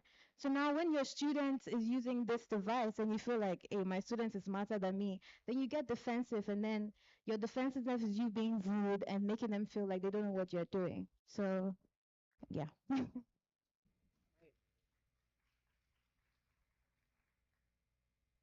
think that, so let's go to Nana. Nana, how can we as parents, and then maybe Rev will take educators? I'll come back to you with another one. But what kind of resources do you think would help? So as parents, I have a child, I have my own expectations of what my child should be. But I start seeing some of these and I start getting concerns. What are some of the things any parent can do at home? I mean, from your experience, to help their child to thrive, because we are not necessarily going to be dependent on just what's happening in school. Because now I've also seen another trend where parents are expecting a lot of work from educators. Everything educators or the teachers. So potty training, oh, we take them to school, they'll figure it out. Something else that's happening, oh, once you're in a school setting, the teachers would teach them. We've kind of pushed everything to the teachers and educators to deal with because we're busy. What can we do as parents? Because I believe that the first teacher is the parent. We do have a role to play, a very strong or crucial role. And I think that can help to actually determine, the outcome. So what can we do as parents in terms of the resources or the kind of support we can give our children right from the very beginning? Well, in my case, my first son is 25 years now. And so Rain's teacher calls me to school that, I need to talk to you about Rain. And then I go. And so he's telling me that, Rain is very articulate, this, but, he can't write. And so it was when the teacher was telling me about Rain that I realized that, hold on, is he talking about me? Because it sounds similar. And then when I went to Wikipedia, obviously Google, dyslexia was reason, I said, my goodness. So all these years, this was what I was going through. So from then, I keep telling Rain that Rain, you can do two things. Do a job that allows you to talk or allows you to work with your hands. There's so many opportunities in this world. You don't have to sit behind any desk. And I kept telling him, Rain, find a skill. Find a skill. You're good with your hands. So forget about sitting in an air-conditioned office. That's not the end of the world. And so he said, okay, Dad, I'll be a landscapist. I said, fine, I'll be this. And then now he's a solar panel expert or whatever it is with his big contract. And he's very happy. I said, Rain, that's it. Once you have a respectable, job that can, fend for you and your wife and your family, and you can live. That's what the world is about. You don't follow the status quo. So he's comfortable not, to make his mistakes in spelling and everything. I remember that he calls me and said, Dad, do you also get this where, you get a word so wrong that even spell check doesn't know what you're trying to get? I said, yes, son, I do. Yeah, trying to spell suggest. And you put it in there and it's like, what is this? And then you try SOD, SOJ. It just doesn't happen. So you just think of a different word and you put it in there. So I think as parents, we shouldn't try to box children into that clerical mentality that, oh, once you excel clerically, then that's it. No, there are so many other opportunities. And so just encourage them. You know, you blessed. I mean, I've done, that's my opinion, for 17 years. And I'm surprised they still allow me to do it on radio. They haven't kicked it off. 17 years. That's my opinion. And every week I have to think of a topic, find an angle that everybody has missed, tell a good story about it, do a monologue for 15, 20 minutes, and then go. And 17 years, they still tolerate it. So I mean, you capitalize on what you have rather than following the status quo. Because I'm sure anything else, anybody would have kicked me off the radio by now. That I mean, sure, back up 17 years, it's enough. But it's still exciting and probably relevant enough for them to accommodate it. So don't, as parents, don't tell your children or let them follow the status quo. They have a strength, they have a potential. Find it and push it. I can't write small letters. It has to be caps. Otherwise, I'll be there for 10 days. It has to be caps. And if I'm typing, it has to be bold. The font has to be like 18. And that's how I get through it. So I found my niche, and I kept telling people that I struggle with reading and writing, but I make a living by, reading and writing. So I've just found a way in which I can read and write to make my living, because every radio show I do is scripted.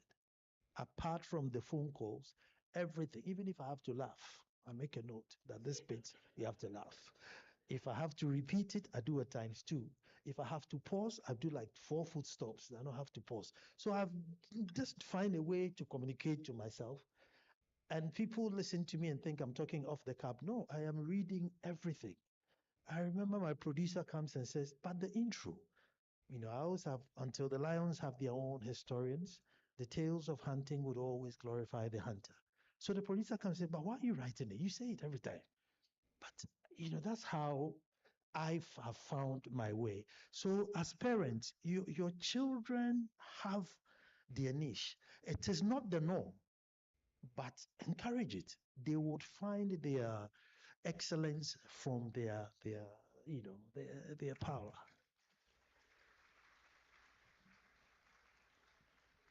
Anyway, I come to you. So we've talked about parents, and I'm sure you can actually, touch on that a bit, and then we can actually look at educators as well. How can they support every student in the class? For the parent, you have a number of children. I think that one, in some ways, although it's tough, it's doable. 3, 4, maybe maximum 6, I can tell. But for the teacher who has to, form a relationship with each student in the class, with all the differences, what can the teacher do? What kind of resources? What kind of support? And I'm sure this one, you don't need much to, but it would require some effort. So what can they do to support students, that are neurodiverse in the classroom? I thought, when he was speaking, and that I was speaking, I was like, wow, that was like me.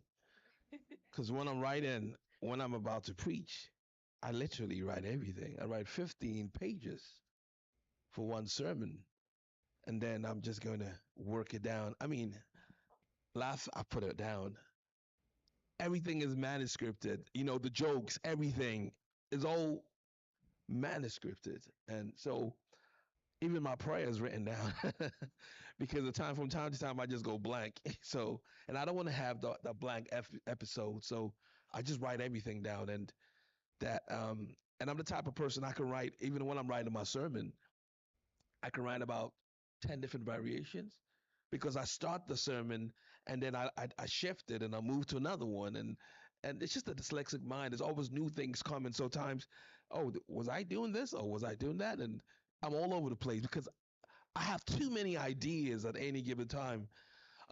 So educators, let's look at it. I worked in a school actually in London, Harrow, and I was working with children with learning disability. So I was a TA. I did it for 1 year. That's the only experience I had with in education before I set up my school. And it was an amazing experience. And I remember there was a little girl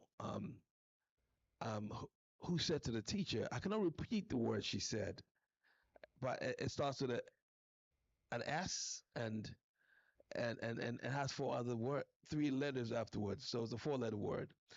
He said, Madam, when you're teaching, you're so ish. But when Rev is teaching, we get it. Because it was a math class. And oh my goodness, could you imagine me teaching math? Better than an Indian woman who was studying math. You know, it's a stereotypical that Indians are best at maths and science and all this stuff. But I noticed that she didn't have no passion for the children.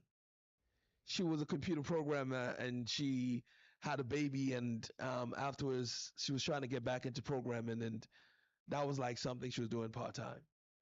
So she comes into class and she teaches them all this stuff, and it wasn't working. So when she's done, I'll take my students to the side and I'll start breaking it down with Nando's and a few things that, you know, make an application and fruits and jollof rice and, you know, bringing it together, you know, and made it very applicable. Um, and when they left the classroom, they could remember everything they learned. And I think that there's, when I'm teaching even my children at home, I have a unique way of teaching them. And my children always say when we go to school, the teacher said, no, how did you learn how to do it this way? I think we need to, methodology is very, very important. Teachers have to be more passionate about what they're doing and think about other methods that could aid other people's comprehension. People just have, oh, just 1 + 1 is 2, 2 + 2 is 4, and that's it. But you need to think about other ways of making it practical and interesting to other people. I was watching a video the other day that's about 20 ways of putting on a tie and about 15 ways of putting on shoelaces. But we were just taught one way how to just do it this way and that way, and that's it. My daughter struggled so hard to put laces on. She only learned how to do it about 2 months ago because I sat her down and said, you are going to learn how to get this done. So it was more practical practice, and finally she got how to do it. She's not dyslexic, by the way. I'm the only dyslexic person in my house. So I think if educators could take your time and know that everyone is different, and if you meet a challenging student, don't just sweep them under the carpet and say you are not good enough. And you know, at times the name calling of certain students is just a little bit too much. And you know, at times the teachers are the ones who even install lack of confidence in students. So I think we need to get to the place whereby students, you know, educators must really take their time and find and be more compassionate and be more empathetic towards a student that might be struggling. Because I remember I wasn't a first class student. I used to get maybe in a class I used to get 20, 25 out of 30. But I remember one day my father came up to me and said, if you're the first in class, anything you want, you get it. And guess what? The last exam before common entrance, I was the first in class. I beat every single person. So we need motivation. We need time. We need, my father was writing things for me to learn. He gave me after school club teachers, after school teachers, and that sort of thing. So I think as the effort that is put um, into a student can make all the difference. Please go ahead. Just adding one thing to the. And let me add, I went to association, so it wasn't a place where there was only dumb students. There were very talented people in class. But guess what? With the right help, right motivation, and the right support, I was able to do that. Thank you. I talked about all the challenges and all the schools that I went to, and half of them they kicked me out because I wasn't good enough. And I always say that today, when they are having their graduations and ceremonies, they really don't mind being there at all, so that they showcase me as, one of them. So to the parents, don't give up on the wards.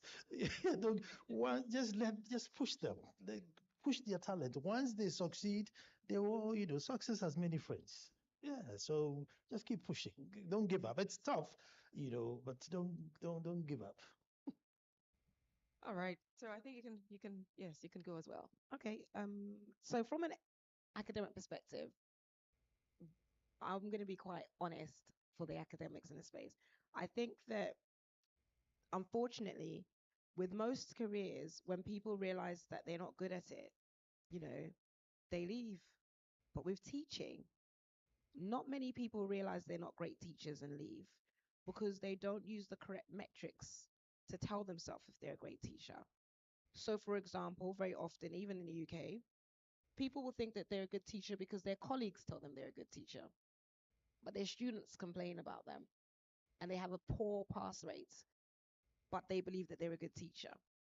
I regularly, for quite a few years, would do like on the spot kind of teacher assessments. So I'd go into classrooms and do these kind of reviews of their teaching, and I'd say to them that was a terrible lesson, and they would get offended. You can't get offended because the whole point, if you are passionate about something, is that you want to be good at it, right? So if you're bad at it, you should be hearing that as good feedback. And when you don't like to hear that, imagine for a minute how your students feel when you tell them that they did a terrible job, right? Well, so we have to know that we are supporting people into education because we believe that they are amazing people who are passionate about the transference of knowledge and are more interested in knowing that knowledge has been transferred and received by the other party more than the actual method that they have used. Because then we won't even have to have a conversation about the how. We recognize that we have to use multimodal approaches. I'm going to ask you a quick question. Put your hands up if you know why we write essays as a mode of assessment. Please put your hand all the way up. I can't see it. You know why? Madam. I don't know why, and I'm a curriculum author. The real reason that none of us know why is because it's a colonial legacy. Curriculum is one of the hardest things to get rid of. And it's not a colonial legacy in black, white. Every single country has been colonized at one time or another. So actually, no one really knows. Everyone hypothesizes. Everyone talks about possibilities, but we don't know it's the best way. It's just the way that we are used to. It's like culture, right? It's just what we do here. So when you're a teacher or you're a parent and you're saying to your child, you should be able to read and write by now, who told you? Right? No one told us this.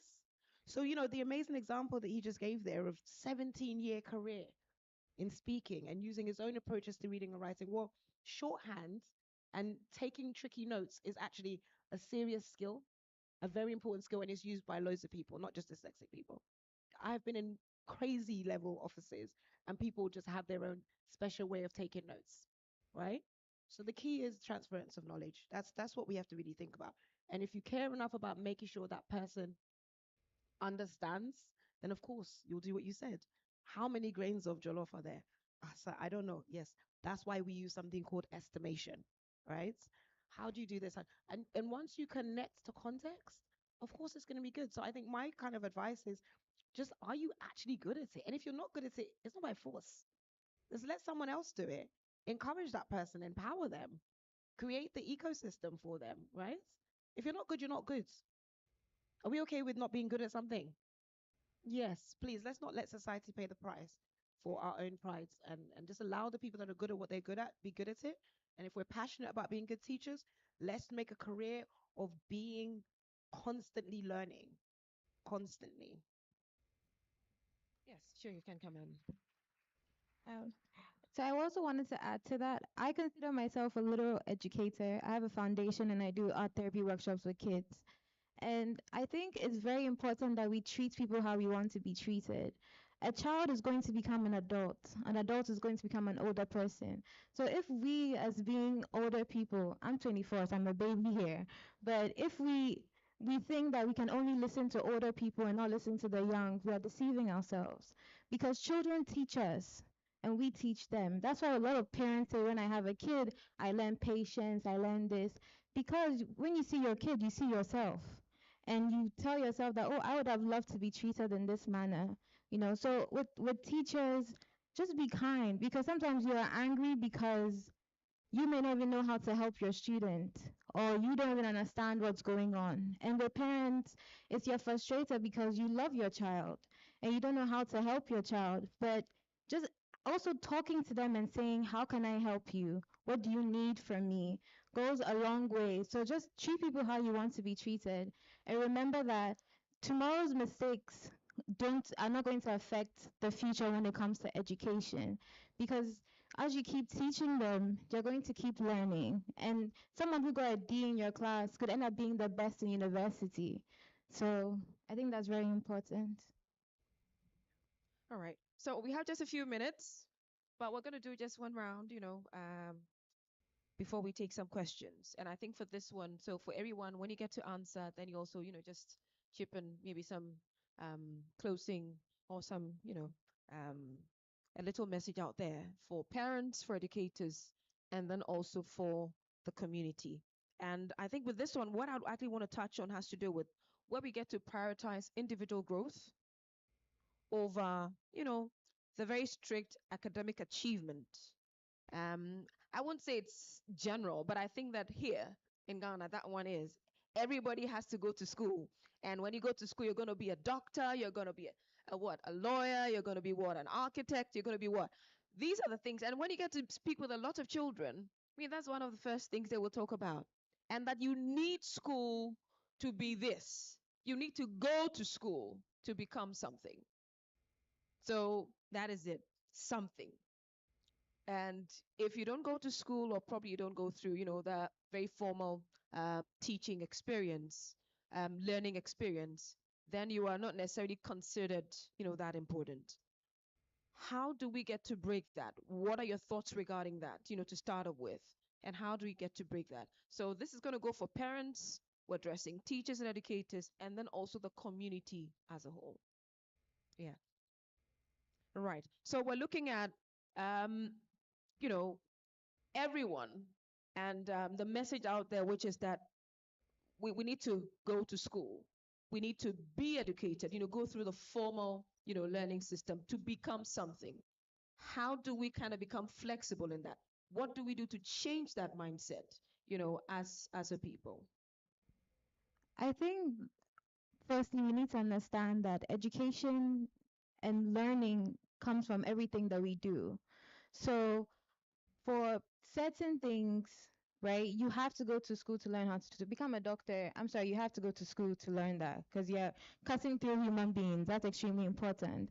But I think also because we prioritize certain professions, and in our parts of the world, being a doctor or lawyer, these are, very important. It makes you look good as an individual.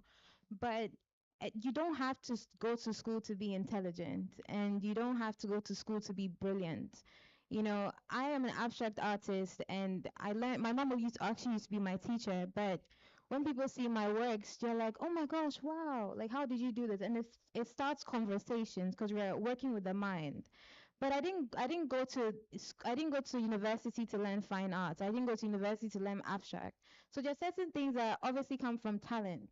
Some people can sing and they're amazing singers, but I didn't go through vocal training. So I just think that as parents, individuals as well, just learn. l- Want to like to learn. I think once we realize that learning is interesting and learning is found everywhere. Like right now we're learning something, you know. And when you think that, oh, I want to specialize in a particular field, just push yourself. But don't be too hard on yourself and think that I have to go through the traditional forms of things, because you don't have to do that. Thank you.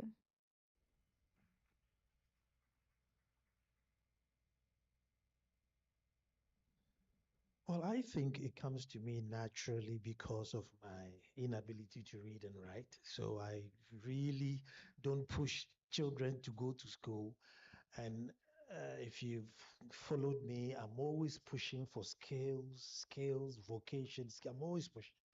I actually got into trouble when I suggested that if I were the president or if I were a state, I would have said free skills education rather than blanket free education, so that those who opt for science, agric, and education that you can jump into, you become an employee, rather than once that you finish and you wait for somebody to employ you.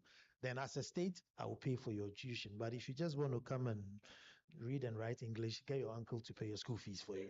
And I got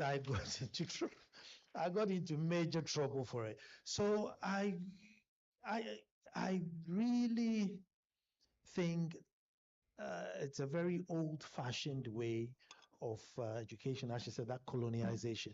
I chanced on a document in 1924 when Gotchisberg was addressing the Gold Coast Assembly. 4,500 students had graduated. At the time, he said he could employ 500 into the postal services and police service, but the 4,000, he didn't know what to do with them, even though they had finished school. And he said, if you tell them to do, mechanics or fixing of roads and everything, they thought because they'd been to school, those jobs were beneath them. At the time, he was urging the parents and the schools that unless we change our psyche, that the fact that you're going to school doesn't mean a particular job is beneath you, above you, unemployment will surmount. And we're still there today. So anytime I get opportunity to talk to students, I tell them that, listen, the real opportunities are in dressmaking, woodwork, building, metal fabrication. I mean, as soon as you finish, you employ people. Day one, if you finish today, by tomorrow you need two hands to help you. But if you come back and you're very eloquent, you need somebody who has the space to hire you. And truth be told, now there are not that many spaces hiring. So, and I think I got that because I wasn't too good in school. I have never been too pro traditional learning. You don't go to school to become intelligent, yeah. So you can find your intelligence as well, and you can, build on your skills. And we are in a crisis. Ghana is in a crisis. And so that clerical channel is literally choked. And we must encourage our wards to look at real opportunities, which are not necessarily just your ability to speak English, no, but your ability to make something, to code. You must code. You must be able to stitch, bend, mend something. It it reduces your pressure. So anytime I get opportunity to speak to people, I do. As a chief, uh, what I did was introduce Jollyphonics in Edumasa. I realized that in the rural areas, they don't start reading till 9, 10. But you come to the cities and by 5, they start reading. And I was thinking, how do I achieve that? We had a lot of teacher palace engagement. In the rural areas, the parenting responsibility is very shortcoming. Again, when the issue came, I asked the teachers, assuming it was an orphanage and they had no parent, what would you have done? I mean, imagine you came and all their parents were dead. Are you going to say you're not going to teach them because they were orphans? So if the parents are not coming, why not? So we introduced Jollyphonics, which worked like magic. 36% who could read, we jumped to 89% in a year. The circuit supervisor who comes around thought it was a miracle. So the district adopted it. May I always tout it as a chief? I think that was my greatest achievement, introducing Jollyphonics. Introducing Jollyphonics. So yes, as parents, as leaders, we should always help one way or the other. We just can't give up. Right, Rev. Please go ahead. Hi. Nana left off. Um, Nana talked about, him running for president if he was, and then he talked about skills development training. I think I would endorse you for president because that is exactly what I. No, no, no. Reason why I'm endorsing his kind of so that when he becomes president, I will become the minister of education.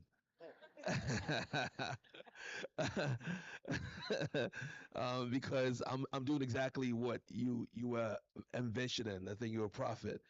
We set up a school that blurs the lines of education, so you can tell whether you are dyslexic or not dyslexic. And it's a skills development training school. And guess what? It's free tuition that we are doing, as you said. And the most important thing is we are not only developing creatives, we are also developing their entrepreneurial side of things as well. So we teach them from 15 different courses that we've added to it. I'm only saying that just to support what you said. So we teach them entrepreneurial skills. We teach them soft skills. So they learn from bookkeeping, accounting, branding, critical thinking, timekeeping, problem solving, the sort of thing, and they learn the creative arts as well. So I think you were definitely thinking right. You were not crazy when you said that. Um, again, look, I was having a conversation with a parent early on today, and we talked about she's saying, oh well, I'm a mother with children who got dyslexia, and I'm about to go through this journey. And I said, well, you're in for a ride. This is an easy way out. Your children, you will enjoy them. Just be patient with them. But the one thing that we need to understand in life is to be successful, you just need to do something once and do it well. So it doesn't matter if you are terrible with science, you're terrible with physics, chemistry, biology, whatever it is, as long as you can just do one thing. You know, Rosalind found one thing that was to cut onions and potatoes and went into culinary school, and now she's being celebrated for that one thing. Um, so I think we just need to just spend more time with the children and find that one thing that they do best. There's a guy who is Floyd Mayweather. I'm sure he's dyslexic. He can't even read or write, and he found out one thing: how to box. Okay, what is your one thing that you do well? And I found my one thing, which is to um, impact knowledge in a people, and just to be creative. At age 7, I created, in my mind, I created the TV and the video player all in one, because my father used to always tell us to take the video player and the TV to his bedroom during the course of the week, so on the weekends we can have it. And we used to carry this big, the TVs were pregnant those days, right? They were massive. And we were tired carrying these TVs all the time. Like, why don't we have this flat thing with TVs in there and that in there? And we just carry one thing once and for all. And about 15 years later on, they came out. Okay, so just having that mind, my one is just problem solving. That's what I do best. So if you put me in any situation, I will find a solution to the problem. What is yours? What is that one thing that you do best? If it's selling water, how do you sell water well? A lady came to my school who sells water on the streets, and now she wants to learn digital marketing to sell water. Okay, and now she's taking the water to the next level because she's found skills of selling water. What do you do best? So I think when we leave here today, go back and spend some time with the children, and everything they don't do too well, leave it alone and focus on your strengths, on their strengths. And I'm sure if you start to focus on your strengths, they'll be very, very good at it, and let outsource your weaknesses to other people to help them deal with it. Thank you. I mean, I think I think everything's really been touched on, especially when it comes to supporting younger people. So I think I'd like to touch on supporting people over 25, right? Because being a parent to a dyslexic adult actually is can be a lot more emotional than being a parent to a dyslexic child. A dyslexic child doesn't yet really understand a lot of things, and that's really early stage about confidence. But with a dyslexic adult, um, it actually becomes quite complex. For example, if they have not yet had the opportunity to develop a skill, to go to school, to gain their qualifications, then they're going to be having a lot of issues in kind of coping with society, and probably even asking a question of, is this normal? Right? So, how do you encourage adults to go for assessment? I think that's really the kind of key how we can be supportive to dyslexic adults. And by adults, I will say over 21. So you are by 24. I know in Ghana, young people are till 35, but trust me, you're okay by 21. You're safe. Um, but how do we do that? Because it's so much harder. It's so much harder to have a 33-year-old that you know very well is not has never really had a good relationship with words and say, I think there's this thing called dyslexia. I think you should look into it, right? So I think that there is a huge space there as well, because like I said earlier, it's never too late to start the journey and to figure things out. So from the parental perspective, and even from being another half to a dyslexic person, to being best friends or good friends with dyslexic people, people who do not yet know, start thinking about how they can actually identify this and how you can boost their confidence to be able to do that. When it comes to being, I guess, an education provider, everything's really been said. It's about space, it's about patience, it's about making sure you understand the topic so well you can explain it 25 different ways, like how to tie shoelaces. I didn't know there were that many ways, by the way, sir. I just don't wear shoelaces because I'm terrible with them. So, um, but yeah, there's always ways around it. As an employer, right? As an employer, how do you handle people with dyslexia? I have quite a few friends who use me as, I guess, they're kind of unofficial legal advice, because they would get jobs again. So I'm still talking about place like the UK, because I keep pulling that back just so you can understand this is not a Ghana problem. It's not an Africa problem. It's not a race problem. It's an everywhere problem, right? So I've had friends who've gotten really good jobs. They've declared very early on that they're dyslexic or dyspraxic. Dyspraxia is time and space. So, and then a few months in, they're being fired, right? Or at least they're being called in for disciplinary. Why? You always have spelling mistakes in your emails. You're always late. But I told you I was dyslexic and I told you I was dyspraxic. So I'm going to be late. It's not intentional, but in my head, I was really on time. I can see some of my friends are here. Listen, or I've had one colleague, one friend of mine was nearly fired because she kept bumping into things, right? And that's also dyspraxia. So the point here is, even as an employer, we have to actually ask ourselves, are we being inclusive? Are we being supportive? Are we taking the time to understand? And when we understand, are we so focused on the status quo, like you mentioned earlier, that we refuse to understand that this is an amazing employee and we have to figure out and repeat to them all the time? I mean, my other half is always telling me I have to keep repeating, keep repeating. I'm one of the most impatient people with the worst memory. I don't want to repeat anything because I forgot. I forgot to repeat it, right? But even I have responsibility. So I think that, we've covered a lot about young people, but those young people, as you said, they become adults. What do we do when they're adults? What do we do when they're our other halves? What do we do when they're our employees? What do we do when they're our son-in-law, our daughter-in-law? So it's a big wide world to think of, because those people will, if we are lucky, they'll become grandparents. So what do we do when there's someone's grandparent? We need to think, yes, about young people, but also think all the way through about being supportive.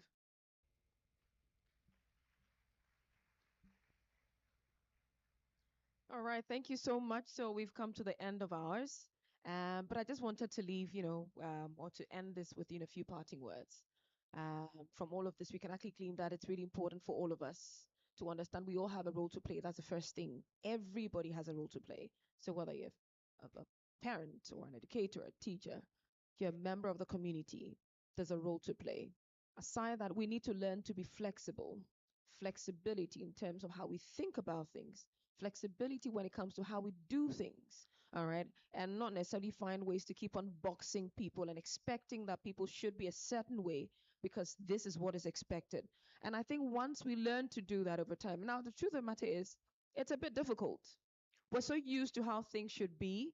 So sometimes when we talk about change, we all get uncomfortable. But I'm sure this is going to challenge all of us to learn to be, flexible as much as possible. And remember that definitely there is certainly some creativity, that comes into play when we're talking of diversity. If everything should be as is, where's the creativity? Where's all the other things that we're going to look at and say, ooh and ah? But until we learn to do this, we can never get to where it is we actually have to get to. So thank you all so much. And yes, we're done with ours. Thank you very much for your time. Thank you, everyone. So I'd like to welcome Kwame up on stage for the next segment. All right. Maybe we get a picture. Where's the media team? Let's get our panelists to have a quick one. And can my team help me get back our pulpit? All right. Let's all smile like we're millionaires, which they are. So you don't need to pretend.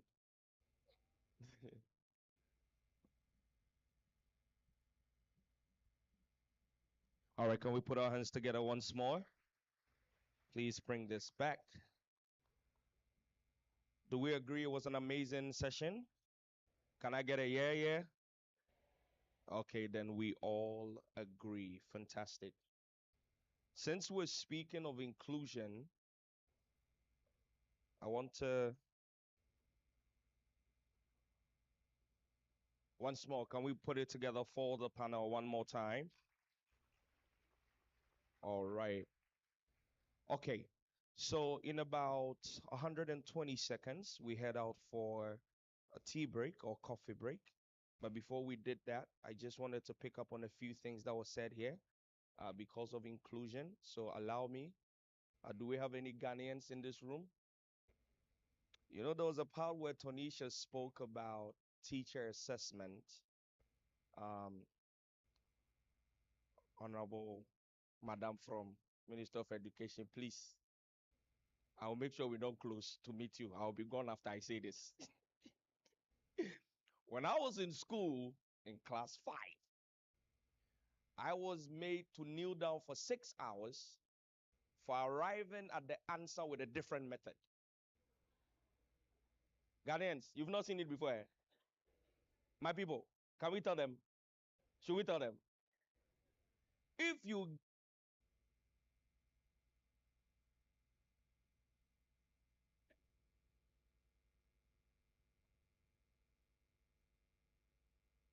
right? Good. I'll continue. So, that's one. I'm sure if we did teacher assessment, Ghana education will have a problem.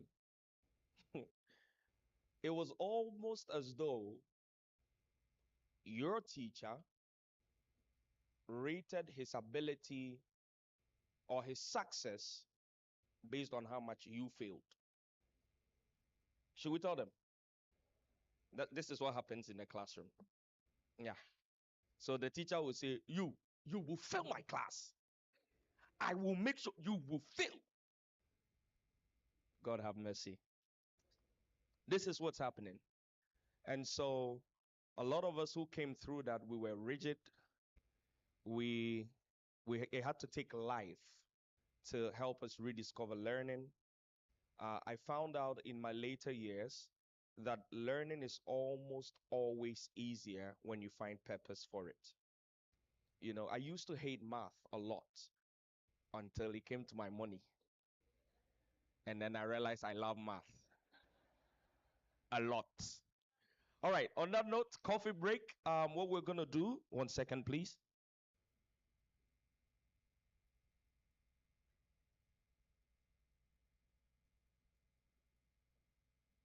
Okay, all right.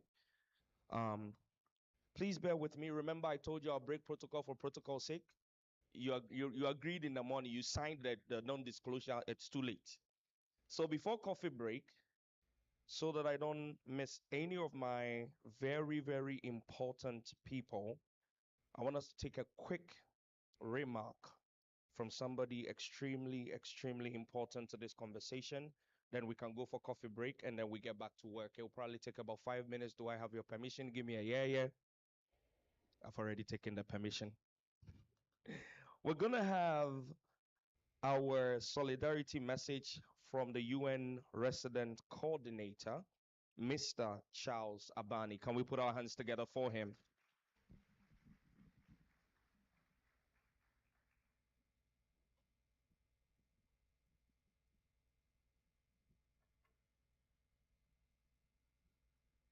Thank you, Mr. MC. You kind of scared me by the time I was getting up here. Yeah. First of all, you gave the ministry full time, and then you kind of like ran the whole show. So let me say and apologize that I'm here late. Today is a very busy day around some of the issues that you're discussing here today.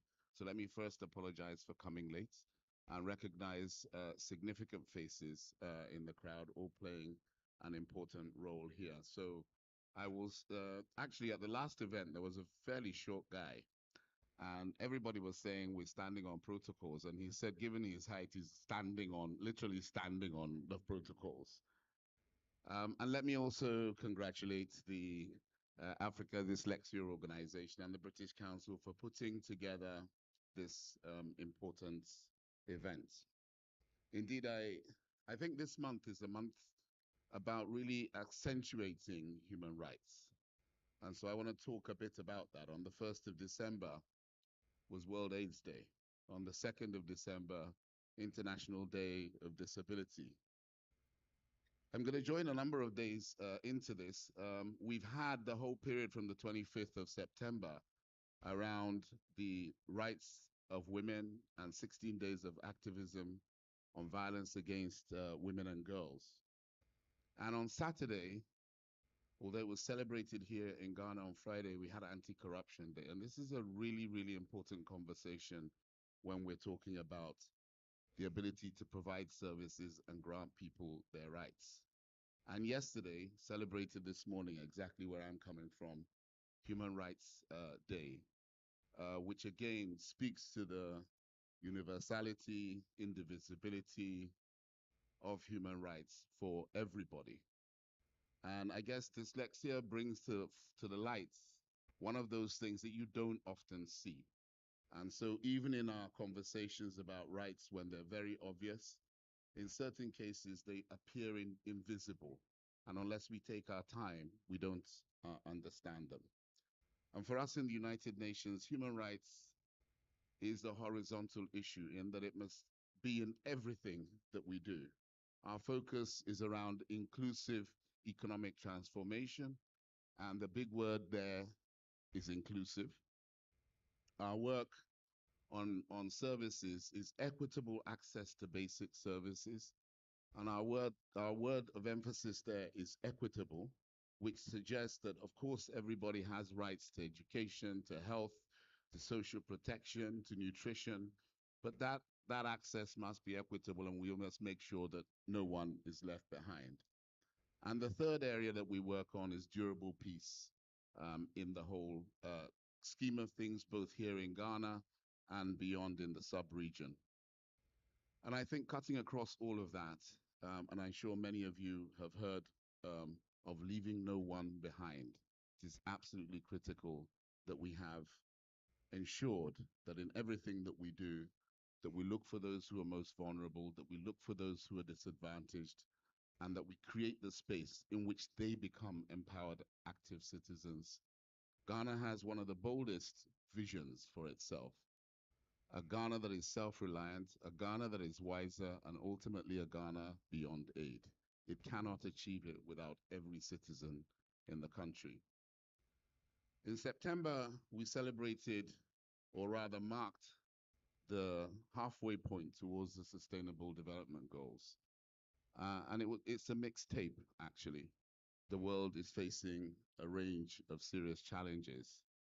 And from it, countries actually made commitments to the things that they believe are important in accelerating the achievement of the Sustainable Development Goals. Ghana committed to 5 areas. And one of those areas, building off last year's Education Transformation Summit, is education, with a focus on inclusion and a focus on STEM and building the skills and competencies that will enable Ghana to be able to achieve that ambition of self-reliance. Globally, after the events and the diagnosis, education was selected as one of the 6 transformations that will help the world to accelerate towards achieving the Sustainable Development Goals by 2030.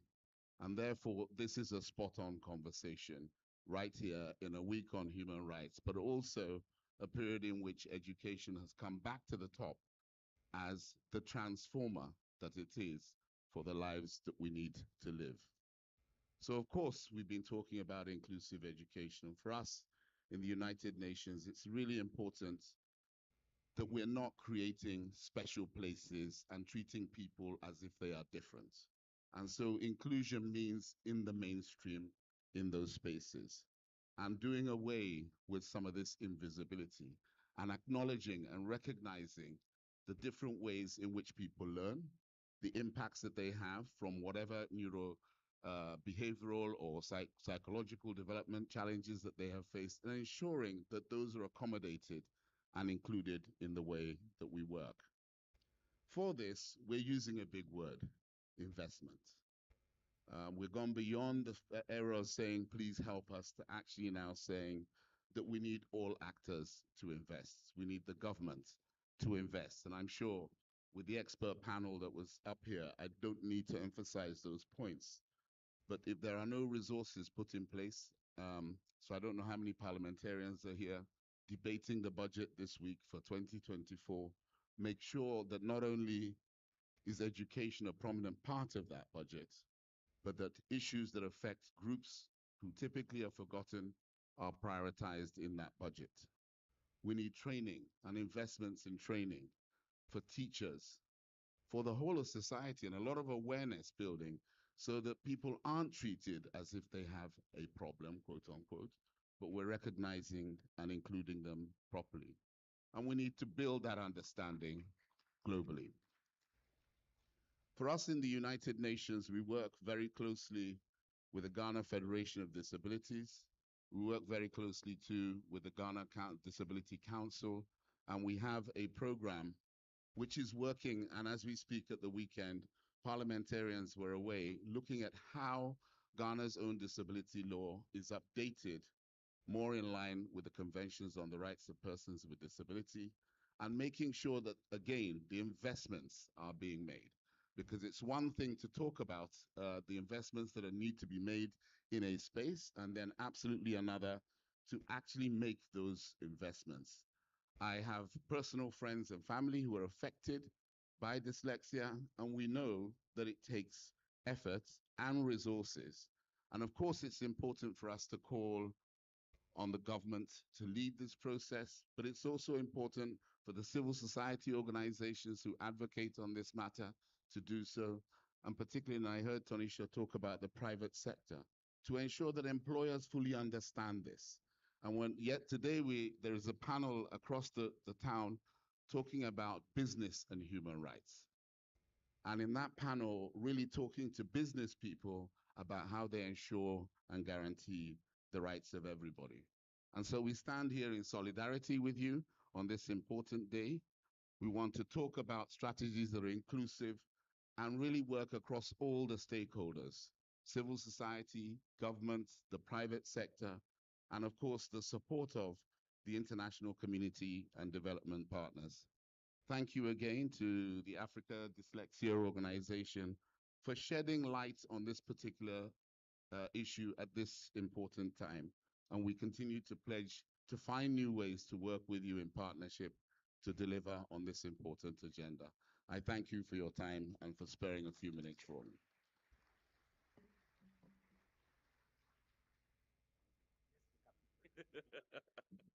All right, can we do it one more time for him? Fantastic. Great, great. All right. So coffee break now. Let's not take too much time. Let's start with our speakers, our panelists. The first two rows can please take your lead. The team is at the back and they will guide you. Come and kids, yes, kids can also go. Parents with kids. So let's the first two rows. So it can be orderly and we can be back here. We have just about 15 minutes for coffee break. Proper lunch is coming. This is just a coffee break.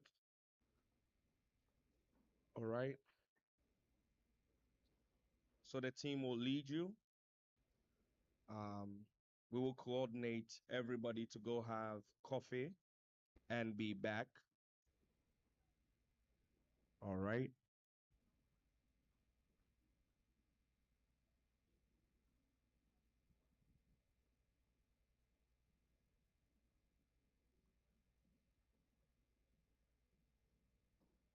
Rosa.